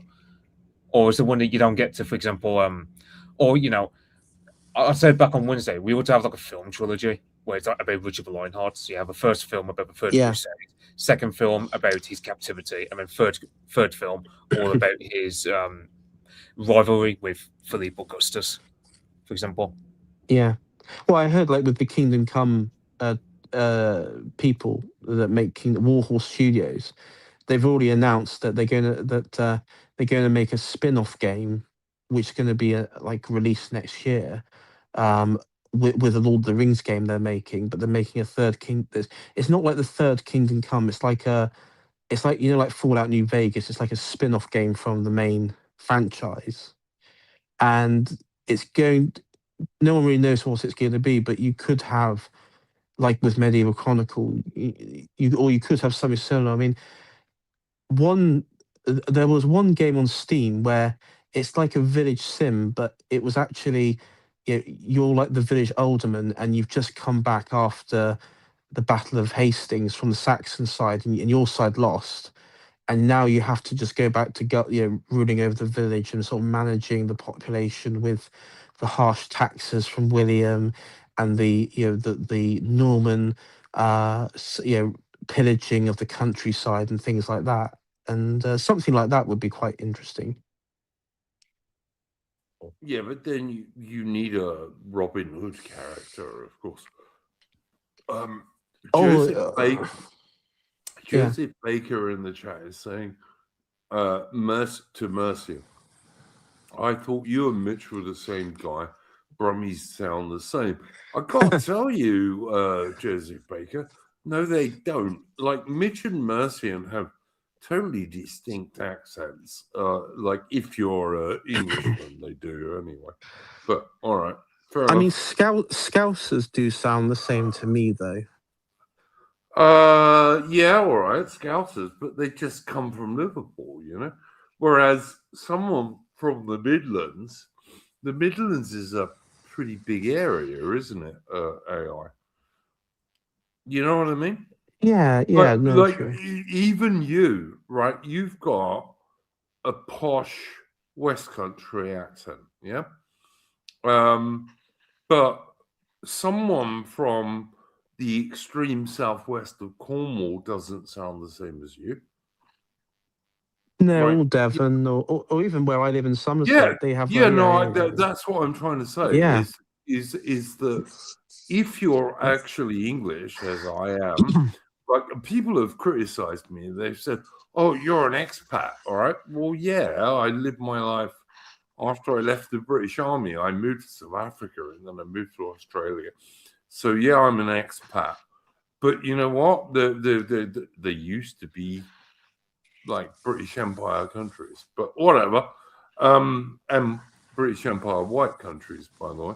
But anyway, I can tell the difference, AI, between your accent and a fisherman who comes from, say, Mousehole, right, in Cornwall. Yeah. Right? There is a bit of a difference. Yes, it's both southwest, but it's still slightly different.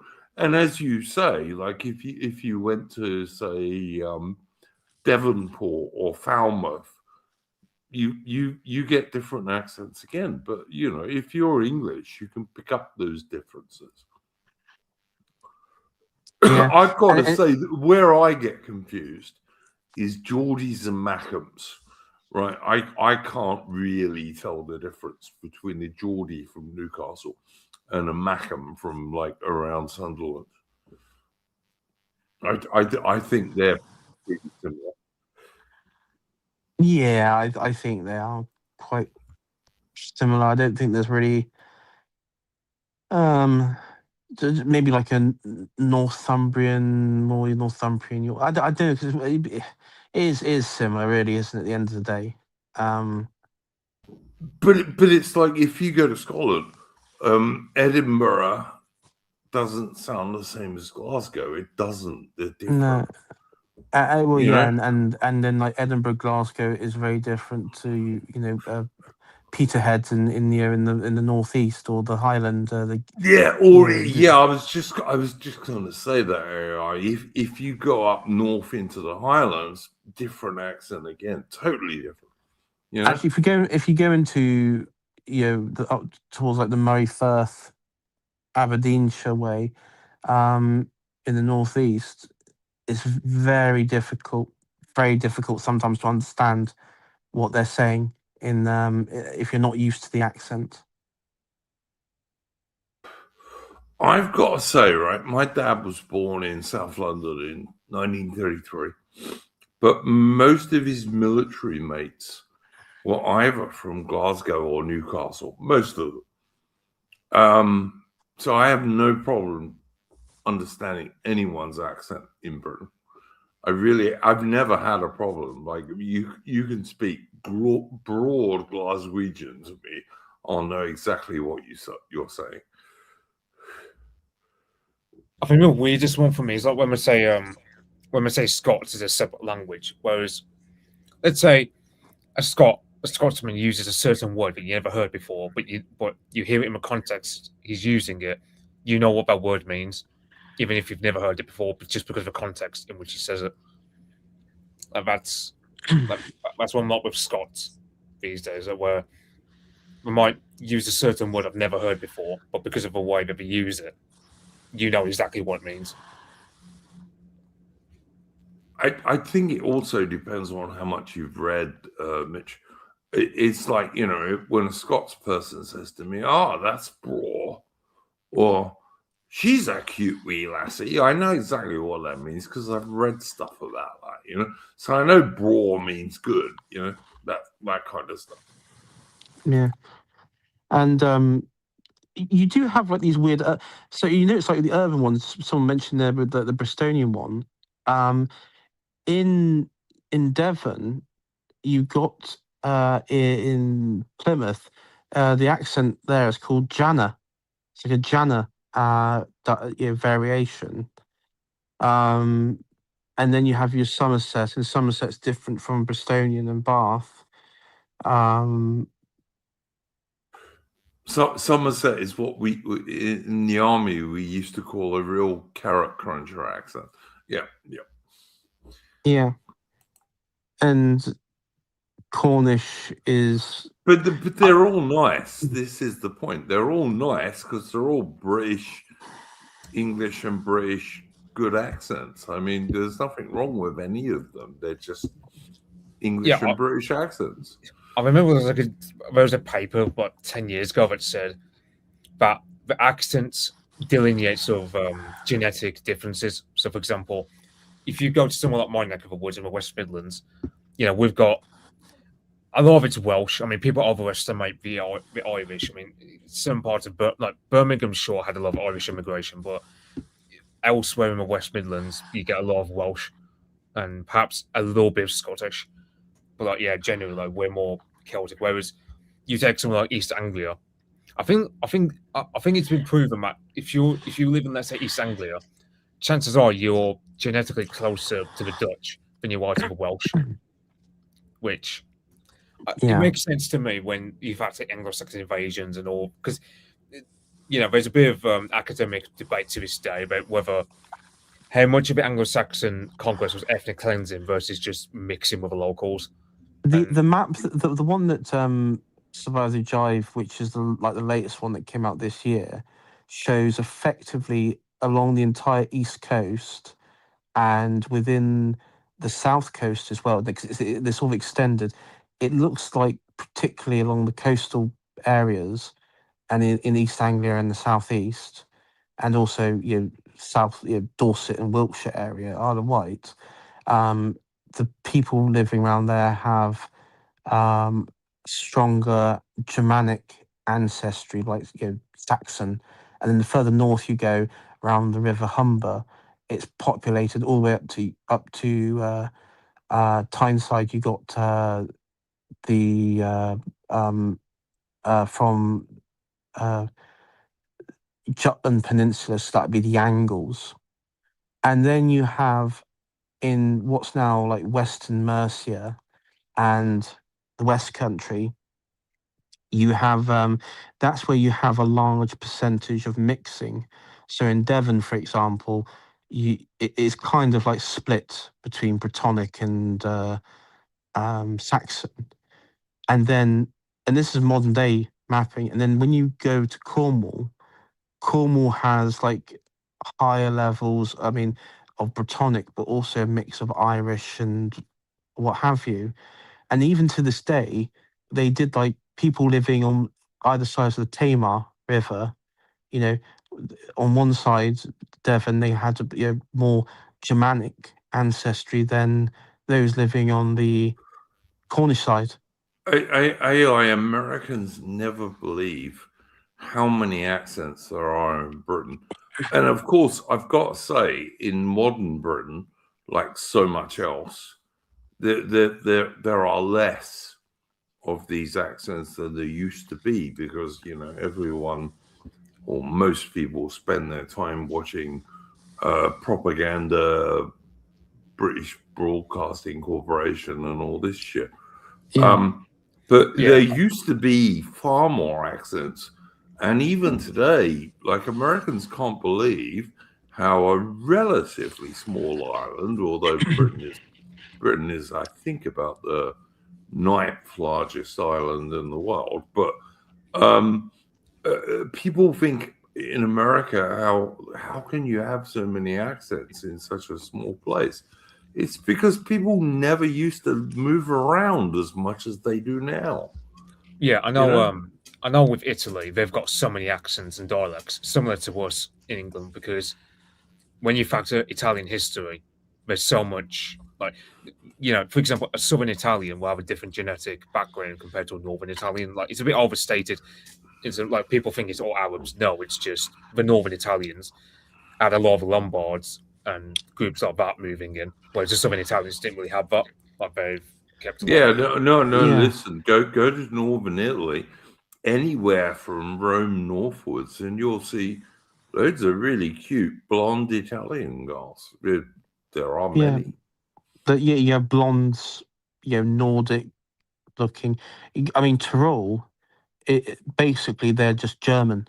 It's part of Italy, but in reality, it could be part of like Austria or Germany or somewhere like that. Yeah, 100. And And they were pissed off when they were given to Italy at the end of World War One. But yeah, true. yeah, and this is the thing is that Root Three Trees and Chat said is right. Back in the old days in Devon, if you were from like a couple villages or a town away, and you went into another village or something, you were considered an outsider. That's how. I mean, now today that logic is mental. You couldn't really perceive that now today, and in those places, Well, that's still the and you can't do it today you because can't do it. Yeah, no, you can't because do it. we No. have real foreign invaders these days rather than someone from the next village. You know. Yeah, I remember when I was when we moved. This is when we moved back from Cyprus. I was about 7 or 8 at the time. I was quite young, and I remember where we were living in Devon. We went to literally a village 10 minutes away, and it was just a day out, and we thought we'll try the pub in the village there. And we got there, walked in, and everybody who was from that village stopped, looked at us, and sort of stared, and went and got a table, and They're going strangers. basically it was giving you the look of total like stranger.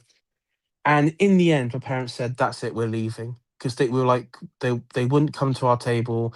We went up to the bar. My dad went up to the bar and sort of blanked him, and it was kind of like giving us this, effectively like, "We don't want you here," and so we just left. All right, guys. And now, I'm going to give you an opposite example to that. All right.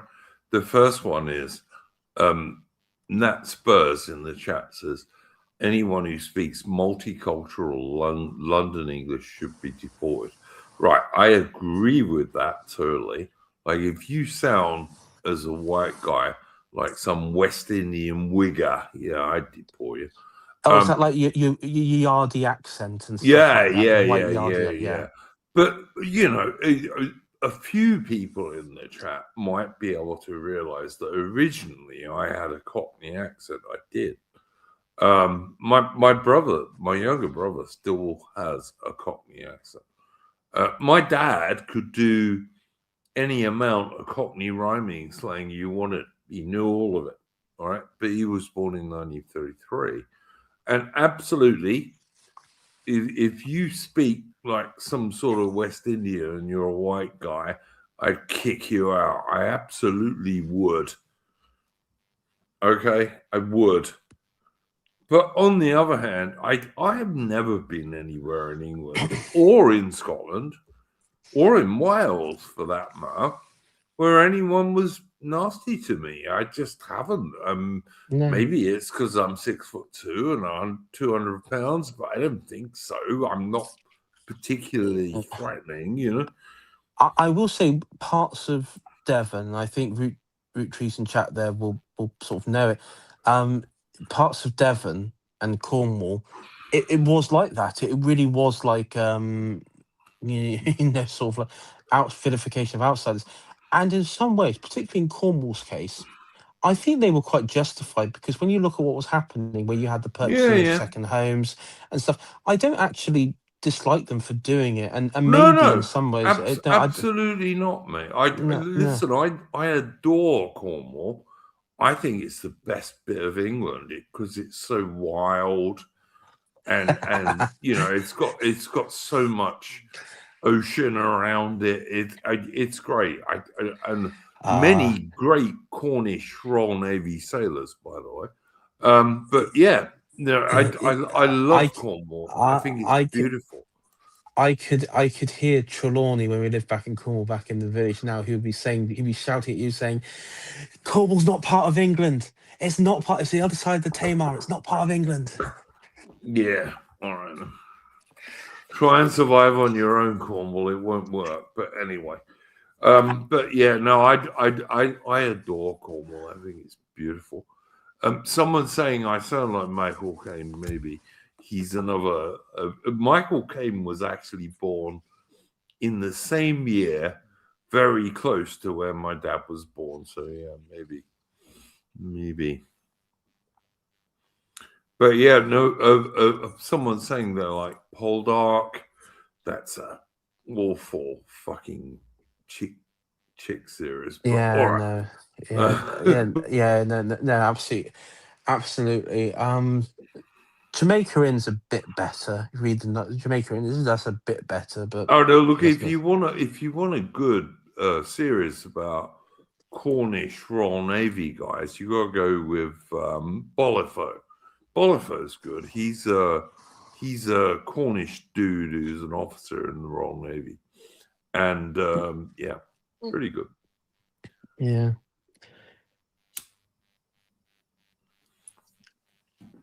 I'm just trying to think what other the Winter King, which I've been reading. That's one of the Bernard Cornwall ones. That's set in that's set in Dumnomia, which of course was Devon, Somerset, Wiltshire, and Cornwall to a certain extent as well. So King Arthur and all that, Tintagel and Glastonbury Tour and all those. So that's a good one to. No, I don't disagree. That's a good one. I don't disagree with you. I think many great stories about England and Britain, but yeah, I don't know. I think sometimes we exaggerate our differences, and they don't help. Like like the basic north-south divide is really the Danelaw, I reckon. I would think so. I'd also think maybe it goes back even further because, of course, the Angles settled. Yeah, the Angles would be what would come from East Anglia, Mercia, Northumbria, and then the Saxons would be Wessex, Sussex, and so on in the south, and of course you had like the Kent with the Jutes and all that, and the Isle of Wight. I think even when you look at back then, maybe you could argue there's an element of I mean the Angles and the Anglo-Saxons, the Angles and the Saxons as groups were near enough identical that they just were Oh near yeah, enough yeah, identical. Yeah, for sure, AI. But who was the last kingdom? it was Wessex. Yeah, it was Wessex and It Alfred was the it, Great, it and was my and bit. and even when everyone thought England was going to go under to the Vikings, it didn't, because of Alfred the Great and Wessex. And as you say, Yeah. your bit of the country, the Anglo-Saxons fought back and we won. And we're going to do that again. We're going to do that again today. Yeah. Yeah. And I think we've already started. We're going to do that again.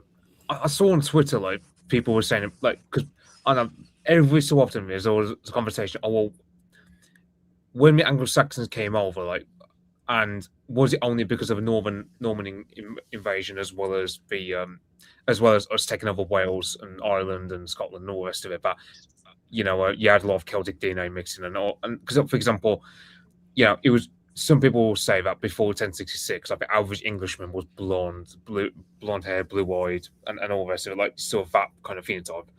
Whereas, but then, I'm going off like genetic studies from like 500 AD, when the Anglo-Saxons only just started showing up, and they didn't really mix with the locals, because it's only really with Christianity that the Celts and the Saxons will mix, because naturally.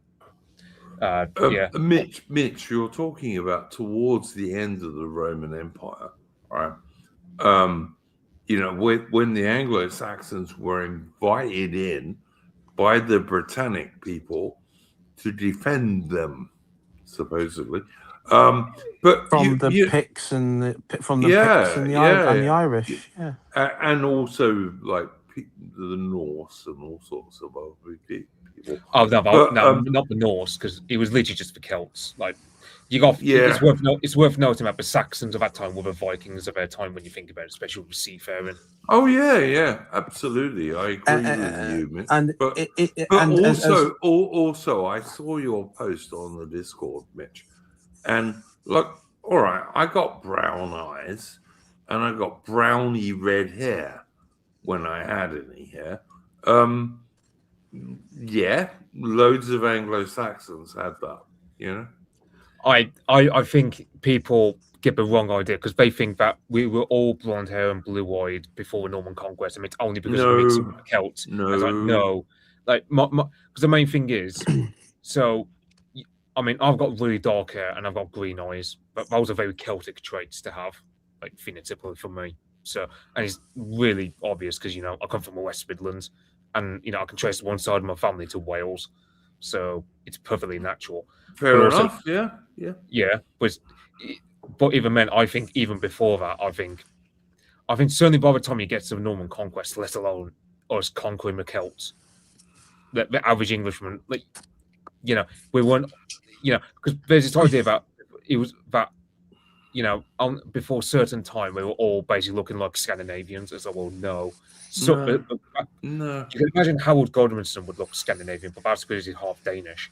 But you'd take the average Englishman of that time in 1066, they would basically be looking the same as they do now, like as we do now. Yeah, I totally agree, Mitch. I think you're totally right. Survive the Drive actually addressed this point. Now, it looks like, this is from recent archaeological evidence, that what had happened is due to either maybe rising sea levels at the time during the sort of mini ice age period, or what have you. There seems to be some phenomenon where the reason why the Anglo-Saxons left is they actually left en masse, as in the southern Jutland Peninsula and what is like northern Saxony were completely depopulated, like absolutely depopulated of people for a good century. and a half, because the Slavs, the Baltic Slavs, moved into that region, and the reason is because sea spray. It looks like sea spray may have caused, with rising rising sea levels, to the salt ruined farming, Yeah, and as a result, you can't grow crops. you can't Absolutely. grow Yeah, crop. yeah. And Yeah. so there's and that would follow with what Bede, he basically said, no, it was like entire grand armies of Anglos and Saxons arrived, and and the thing there is, it actually was more than that. It was actually just entire like villages and tribes within tribes, just moving. And there was one place, there was a site in what was it, Holstein, southern Jutland, Holstein area, where there was this. It was this port. They found this old port where effectively it was. They could gather and meet as a meeting place, and it would just be for entire villagers and people to get on boats to sail to England. To Now the question is, I would, and this is just a historical guess, I would say probably, and this was quite common in Roman times, the Roman governing elite in Britain at the time probably initially invited warriors and their families over, and probably even gave them land in the east along where the Saxon shoreline as like a buffer state. I know But probably, Thanet was promised to Hengist and Horsa in Kent. yeah, Yeah. like Thanet, yeah, because that was quite common. The Romans would do that. Roman administration would do that all the time. I would wager that probably what had happened is, after the Picts and the Irish were defeated, the Romano Brits, as Gildas reported, is it was like, oh, hold on a sec, we've got this entire new warrior class, and now suddenly they're all coming over in bulk, and then suddenly instead of being like this federati, they're actually just taking land, and there's nothing the Romano Brits can do, and hence there's this It's mass exodus. AI. It's worth pointing out, right, that what we're talking about now happened in the 400 to 600 AD era. Yeah. Yeah, yeah, And if you're a Maori, for example, in New Zealand, right, you arrived in New Zealand at the very earliest at the end of the 1400s, and actually many people think 1600s, right? But if you're a Maori, you're indigenous to New Zealand. But an Englishman who arrived in England 1,000 years earlier than that, we're not indigenous. Somehow, we're not. but the thing is, that's people at the time. Us now, we are. If we were to have an ancestry or a genetic DNA, we would be descendants of those Anglo-Saxon people, but Yeah, also yeah. of the Britannic. I think you're misunderstanding me slightly. The point I'm trying to make, right, is if a Maori in New Zealand who might have arrived in the late 1400s, but equally might have arrived in the late 1500s, those guys are all totally indigenous to New Zealand, right? But an Englishman who arrived somewhere between 400 and 600 AD, i.e., 1,000 years earlier, somehow we're not indigenous. How? I mean, I know that with the Anglo-Saxons, it was because one reason why people don't believe it was as massive a movement as someone guilt, because the thing is, even with the Viking era longships, it would be difficult to, because you think of ships at that time, you'd have to sail them with coastlines and hug it along the coast, so you don't get screwed over by the storms along the North Sea, because it was dangerous enough for a shipload of men, let alone, let's say, a shipload of women and children alongside the men. but it looks like that is the case, because the thing is, if you have an invasion where it's only the men, eventually you get what happened, for example, along with Visigoths in Spain, where over time you have the male line being pretty much Swedish, but the female line being Spanish, and over time, the people stop speaking Visigothic and instead start speaking what we call today Spanish. But that never happened with English. Being Yeah, kind of not No. surprising, because you learn your language at your mother's breast. But this is So, why it doesn't yeah. make this is why it doesn't make sense, because with the Visigoths, as you said, there was such a small number of them that were actually Gothic, and the same with the Franks. There was such, and they effectively what happened was the Gallic population, which were the majority, and the Latin speaking Spanish population, which were the majority, the descendants of the Romans, remained out, and those Franks or Goths were just absorbed into that new society. And I've got to say, but but AI, right? Because I want to answer Red Three Trees here. He's saying, I saw Scrump and Evelyn said we are going to be ethnically replaced and just become a quiet group of the 4x2s. They really are doomers. Look, you will never see Scrump or Evelyn on this channel, because Evelyn is a bloke who pretends to be a woman, and Scrump is his gay lover, right? They're never coming on this channel, ever. All right? And I have told Evelyn this on X. Sorry, AI, you carry on. yeah. But what I was saying was, in Gaul, the Gallic population became, just sort of absorbed the Frankish society, culture, and vice versa. But with Anglo-Saxon England, the Brittonic, the Brittonic society, the Romano-Brittonic society, I just went westwards, or effectively just disappeared. And the claims by modern historians saying, well, if it was like a handful of warriors that came. Some of them went to Brittany, AI, to be fair, which is Yeah, why it's called Brittany. But yeah. But that's my point. Like, if it was only a handful of warriors, they wouldn't have had to flee to Brittany. They wouldn't have had to move westwards. So obviously, it was a large scale. As we got archaeological evidence to prove this, it was a large scale. Now, numbers wise, I've maybe in the hundreds of thousands, maybe even a bit more than that. So I don't know, but it was obviously. Populations were so small in those days. Yeah, I know.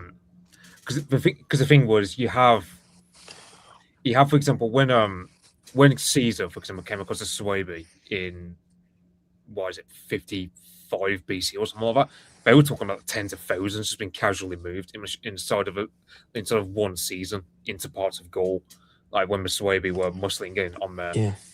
And you can imagine, and that's one reason why the Germanic tribes, especially the Anglo-Saxons, were so muscular in expanding, because basically we must have suffered overpopulation.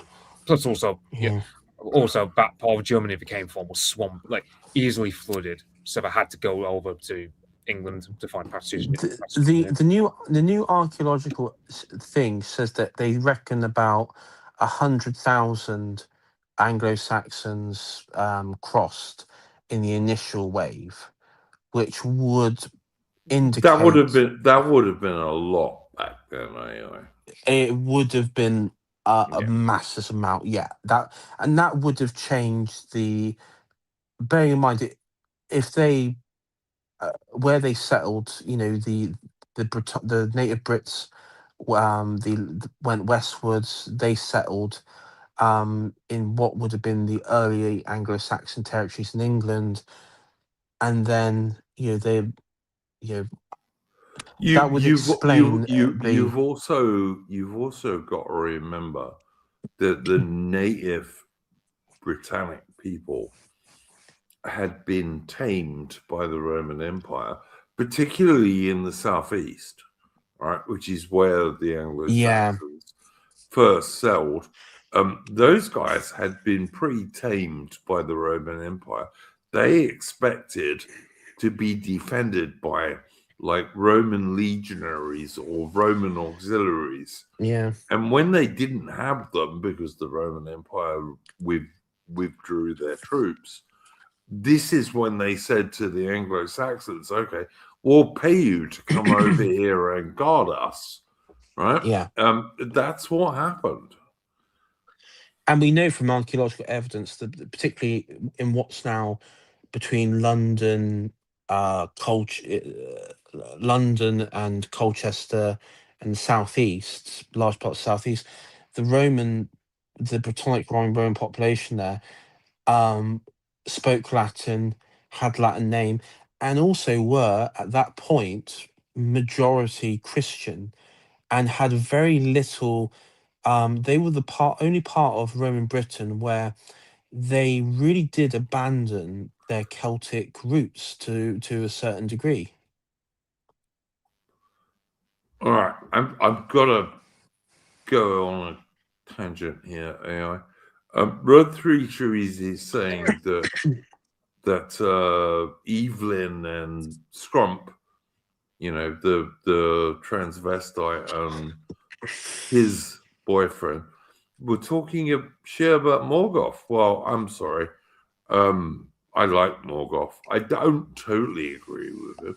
Like Morgoth is a lot more socialist than I am, but I don't like huge multinational corporations at all. But you know what? Morgoth is an English patriot. He's a British patriot, and he's a good guy. And fuck Evelyn and fuck Scrump. Although I would not do either of those things because they're both gay. But anyway, whatever. I did watch Morgoth on the Jolly Heretic podcast. I think it was this week. And he got ambushed on there, didn't he? It was. Do you know what because he had that that quite annoying Jamaican guy who I think his name's Lipton, and I don't think he is Jamaican, by the way. I think he comes from oh crikey, what's that island? But I think he's a Barbadian. I think he comes from Barbados. I'd be surprised if he was Jamaican, actually.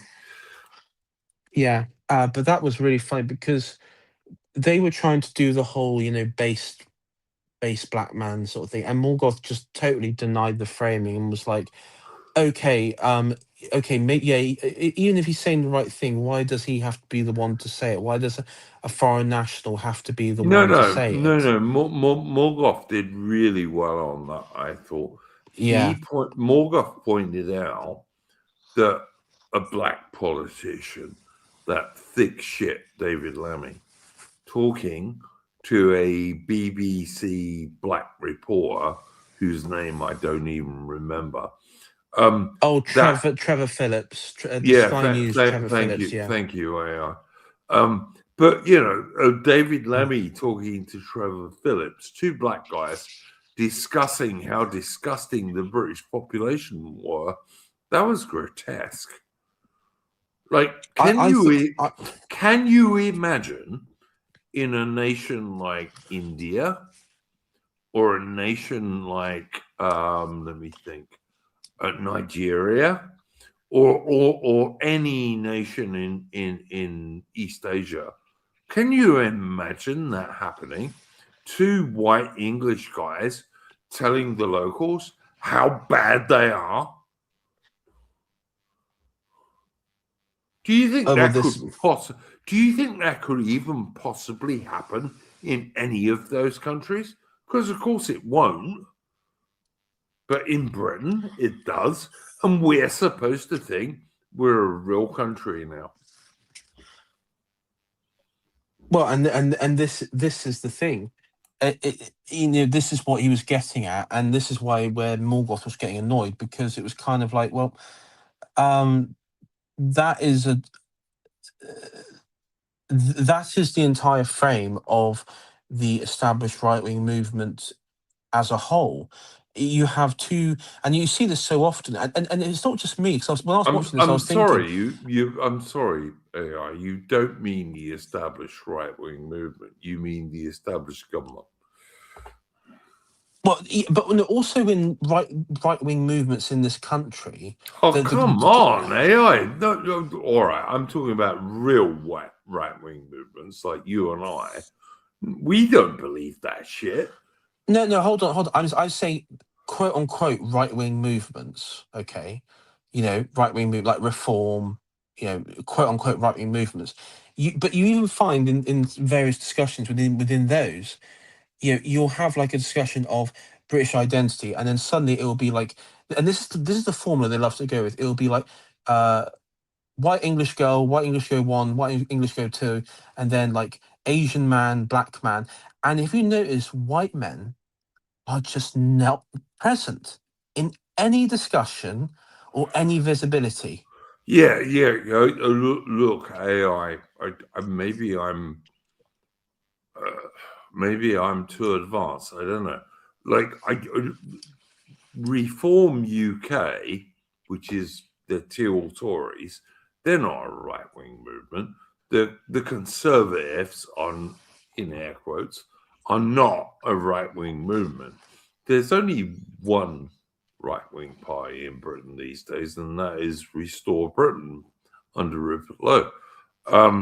And I'm not even sure if he'll do what we really need, but I think he's our last chance to vote our way out of this. But it to me, it's ridiculous. Like, imagine going to India or Pakistan or Nigeria or any I don't know, Indonesia, right? Go to one of those countries and have a white politician, an English white politician, talking to an English white so-called reporter from their national TV station, talking about how bad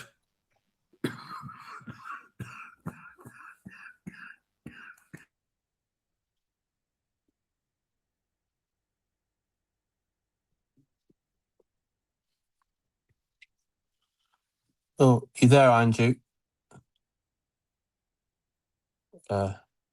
Might be coughing. I think he might be coughing. But Yeah. how, imagine, right? There is a white English politician in any foreign country, in some third world show, Somalia, Egypt, Nigeria, you name it. And there is then a white English reporter in that country. Now, just those two things are ridiculous because there are no white English politicians in Nigeria or India or Indonesia or any of these other places.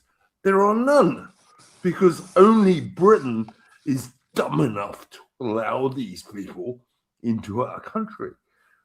But then, on top of that, there are no white English journalists working for the national TV company in Nigeria or the Sudan or in Egypt or in Afghanistan or India or Pakistan or Indonesia. There are none.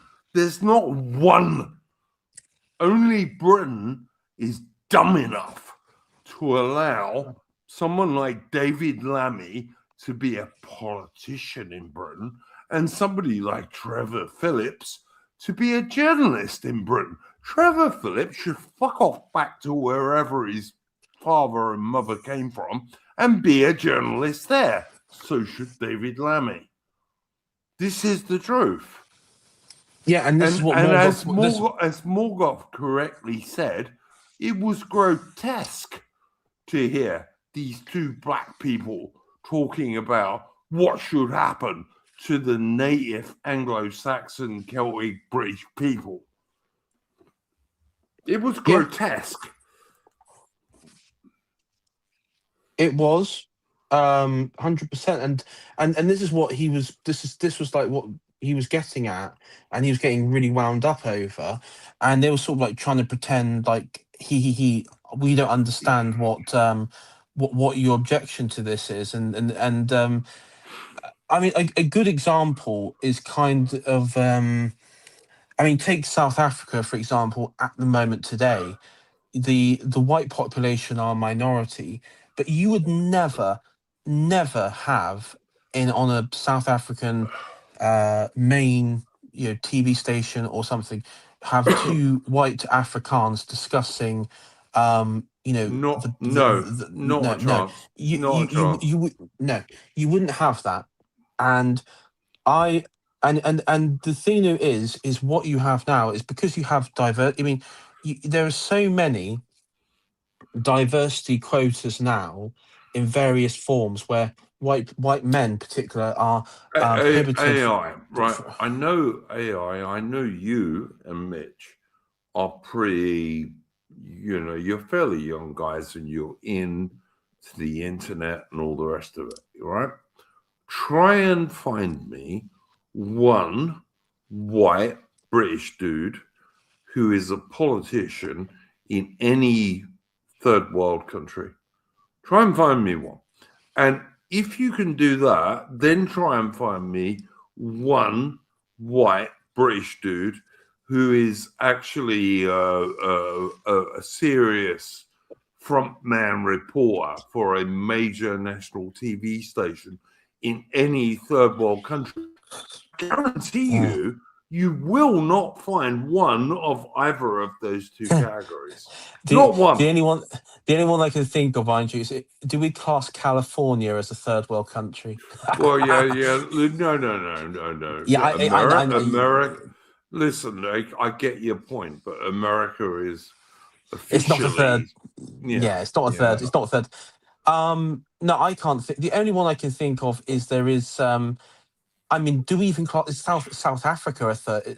Is South Africa a third world? Mate, there are no major white politicians in South Africa, and there are almost no like white TV so-called journalist frontman in South Africa anymore. There just aren't any. I'm sorry, you can't use that. No, the only white politicians in South Africa are local. They're like local governments in very niche, small areas of the country. Yes. Usually in the Cape, I would say. I noticed that. Look, there are white South Africans who I like, who are hoping for Cape independence, and I hope they get it. But I'm not holding my breath. But whatever. Yeah, that's not gonna. That's a pipe dream. But no, and that's what Morgoth's point was. And at the end of the day, for this country, in a sense, to regain. And this was a bit confused with Ed Dutton because, of course, all of these guys are into Bowden, and one big part of Bowden's thesis was that the British man, particularly the English and the British man. Yeah, I don't watch Ed Dutton very often. I was pretty shocked by that, to be honest. I was surprised. Yeah, I was. And I thought Dutton kind of ambushed Morgoth on that, although Morgoth handled it pretty well, I've got to say.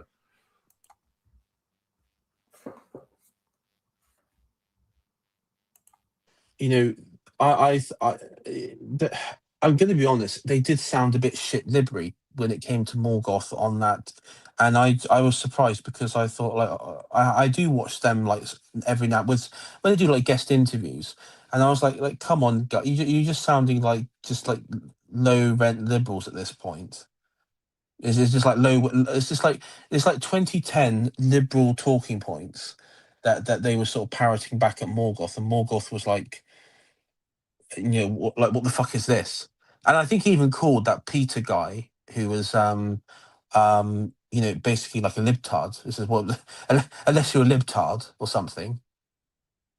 So yeah, I thought it was a very it was sort of wasted opportunity when he came to Morgoth as a guest, because he's a very good guest to have on YouTube. As we've had him on here a few times, several times now, and you don't waste a guest when you have a special guest like that. You don't like waste it, because for whatever you think, um, you know,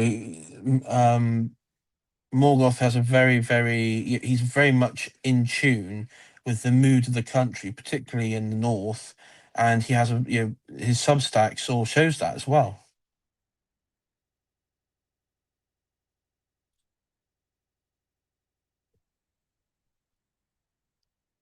So yeah.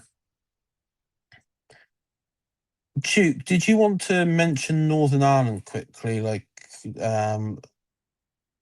do you want to head off in a minute?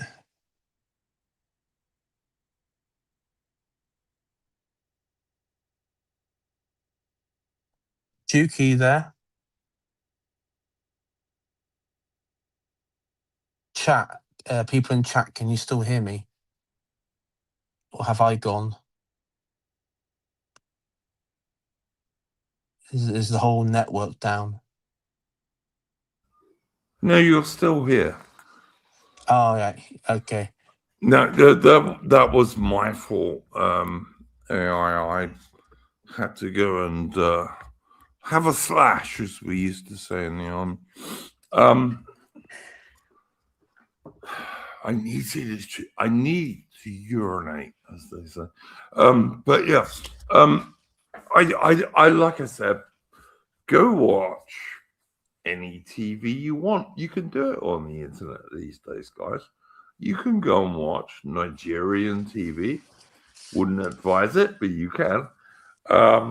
You can go and watch Ugandan TV. You can go and watch Somalian TV, Afghanistan TV, Pakistan TV. You will not find anyone on any of those TV stations who is a white British person. Not one. Not one. Not just as politicians, because of course there are none, but not as TV frontman reporters either. You will not find one. Why do we have them in Britain? Why? Does it make us better because we have them? I don't think it does. I think it makes us weaker. Like, I'll deport Trevor Phillips and David Lammy tomorrow. I'd absolutely escort them onto the aircraft. Go home. Go home. Make your own places better. That's my view about all these people.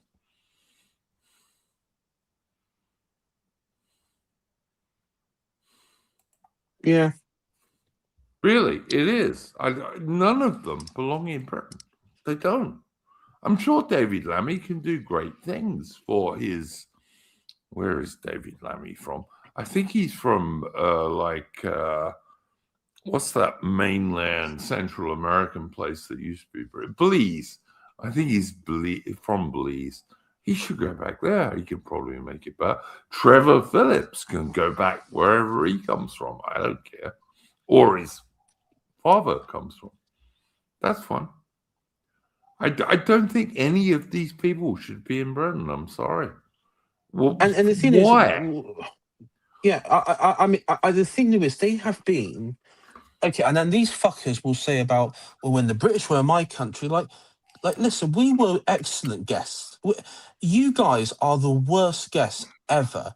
Okay, when the British were in their country, we built railways and schools and dams and hospitals and roads and all these things that modern countries kind of need.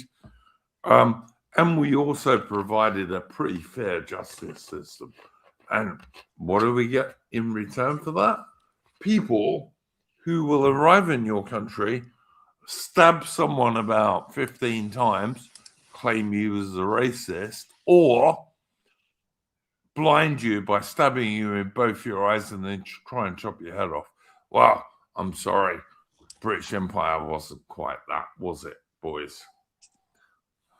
No, and usually to get to the stage of gunboat, British mode, usually came to very, very extreme lengths. To get to the point where here's a point, AI, right? The thumbnail for this week's stream is HMS Amethyst, yeah? An 1870s British wooden corvette, right? In 1873, a lot of her crew formed part of the naval brigade in West Africa that went to the capital of the Ashanti Empire, right? And the only reason Britain got in this war is because the Ashantis kept invading British territory, basically, and killing Africans who were supposedly British subjects. So eventually Britain sent a small army there. And as always, there was a naval brigade, like sailors who fought on land with some Royal Marines, like with Gatling guns and shit.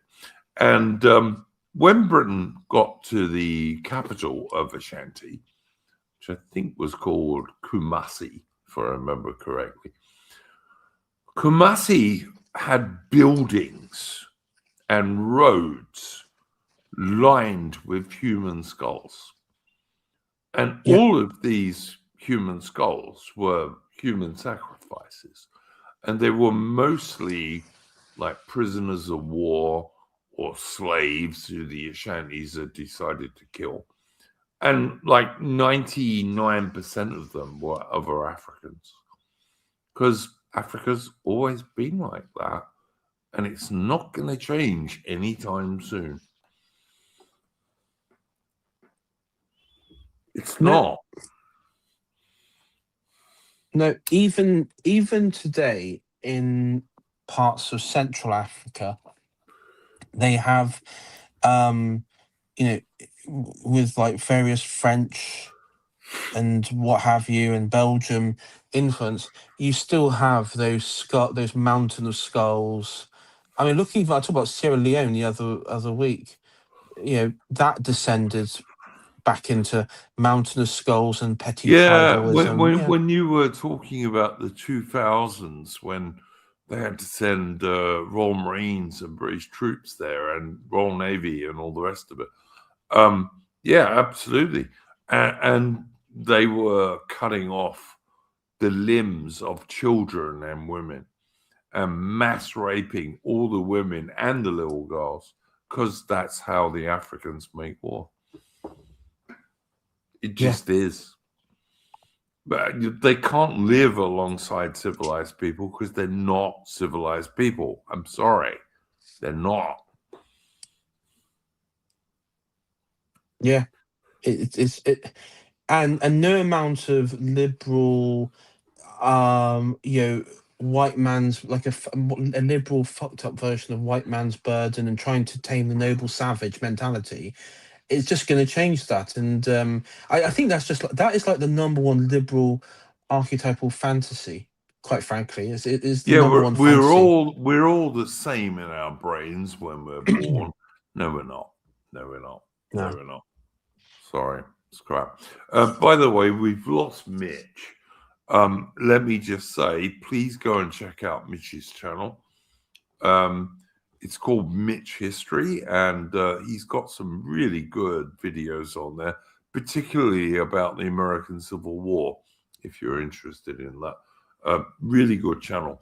AI, would you like to plug your channel, Mitch? Yeah, AI Shire Tory, aka William Grenville. Do check it out. I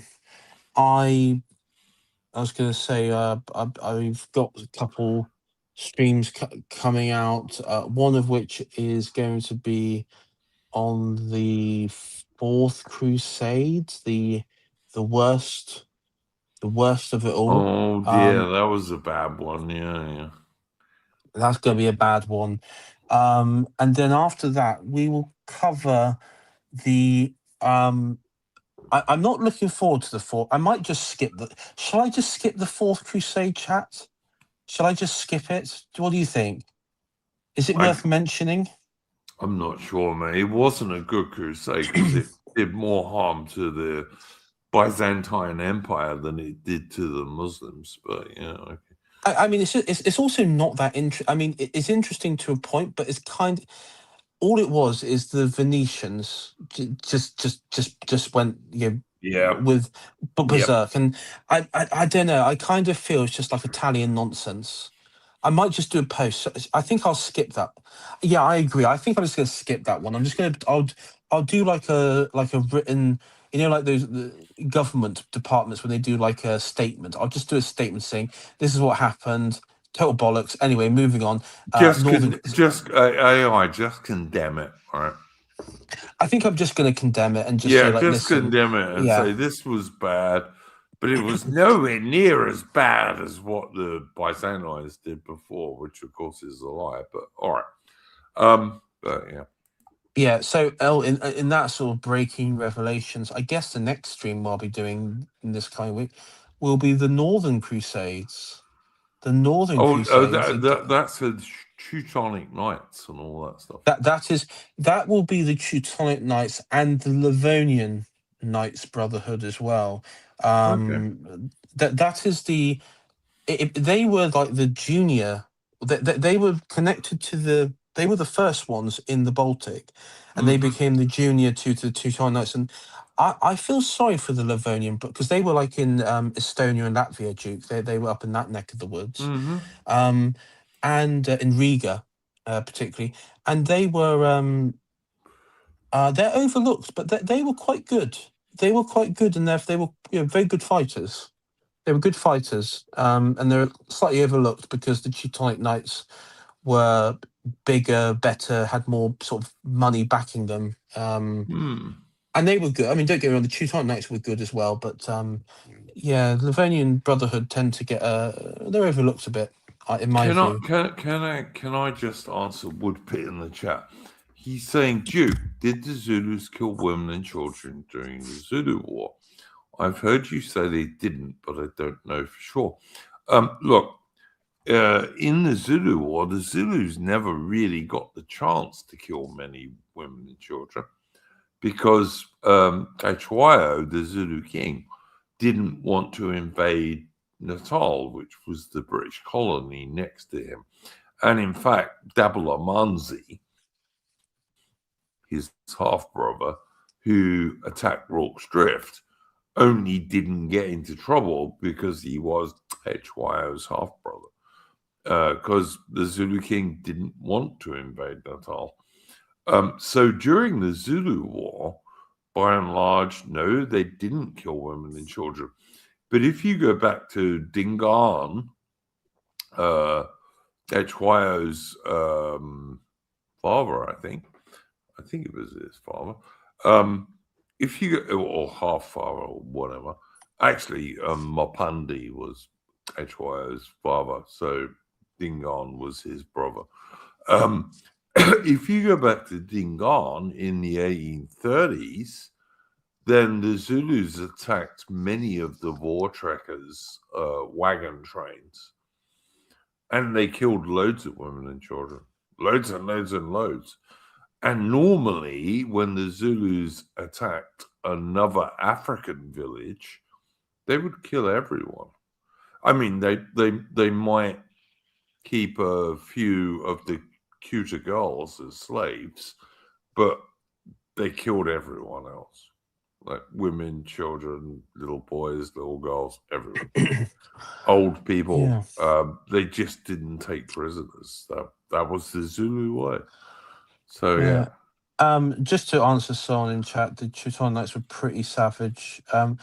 They were, but at the same time, the old Prussians that they were fighting against were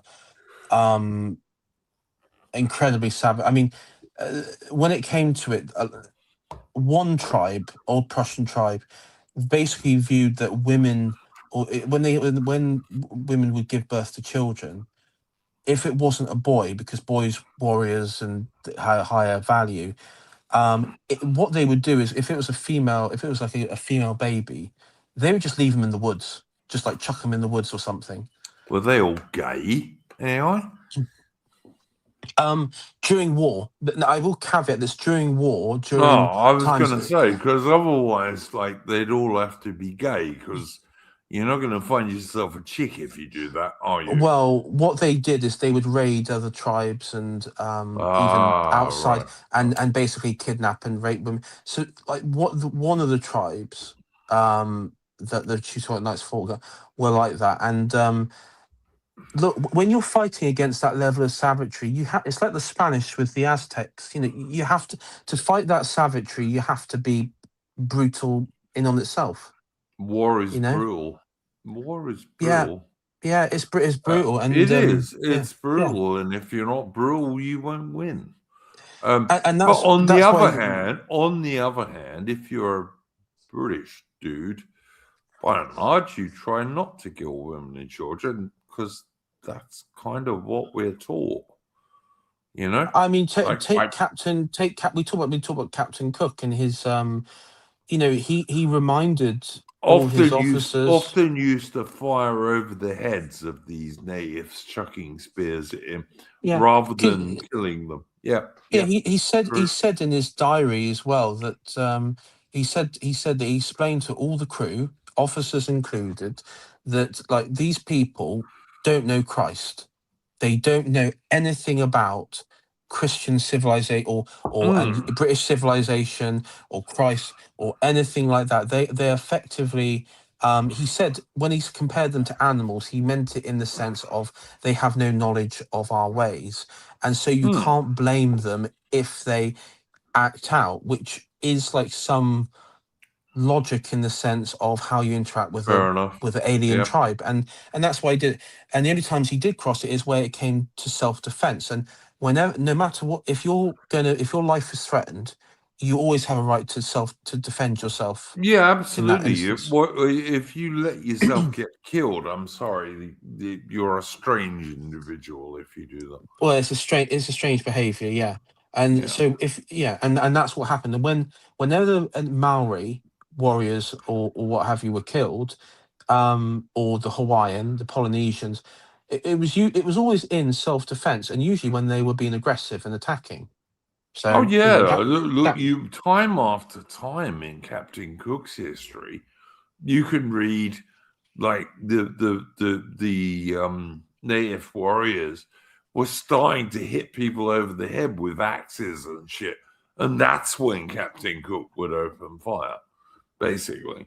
Like he was as kind as he possibly could be, to be honest. yeah. Anyway, guys, all right, we've been going quite a while. I will just say once more, if you would like to support this channel, and I need more people to do so, you can do so via Subscribestar. It's pinned bottom of the chat. It's $5 a month, guys. If I can get, I don't know, 25 of you guys doing this, I can afford to do these streams. If I don't, I can't. But we'll see what happens. Thank you so much to my guest this evening, Mitch. There will be a link to his channel in the description later on, and to AI Shiatori. There will also be a link to his channel in the description later on. Go all, guys. We will be back on Wednesday. Yes, we will, because I know Mitch and I want to do Admiral Anson and the richest prize the Royal Navy ever took. This was a Spanish treasure galleon in the 1740s, and ordinary British seamen, not able seamen who were most of the sailors, but the lowest class of seamen, the ordinary seamen, they got 20 years pay in prize money for this capture. So I think it's a really interesting story. And it's one reason, if you travel around Britain, you'll see Admiral Anson or Anson or HMS Centurion pubs all over the place. It's because so many guys made enough money they could start a business.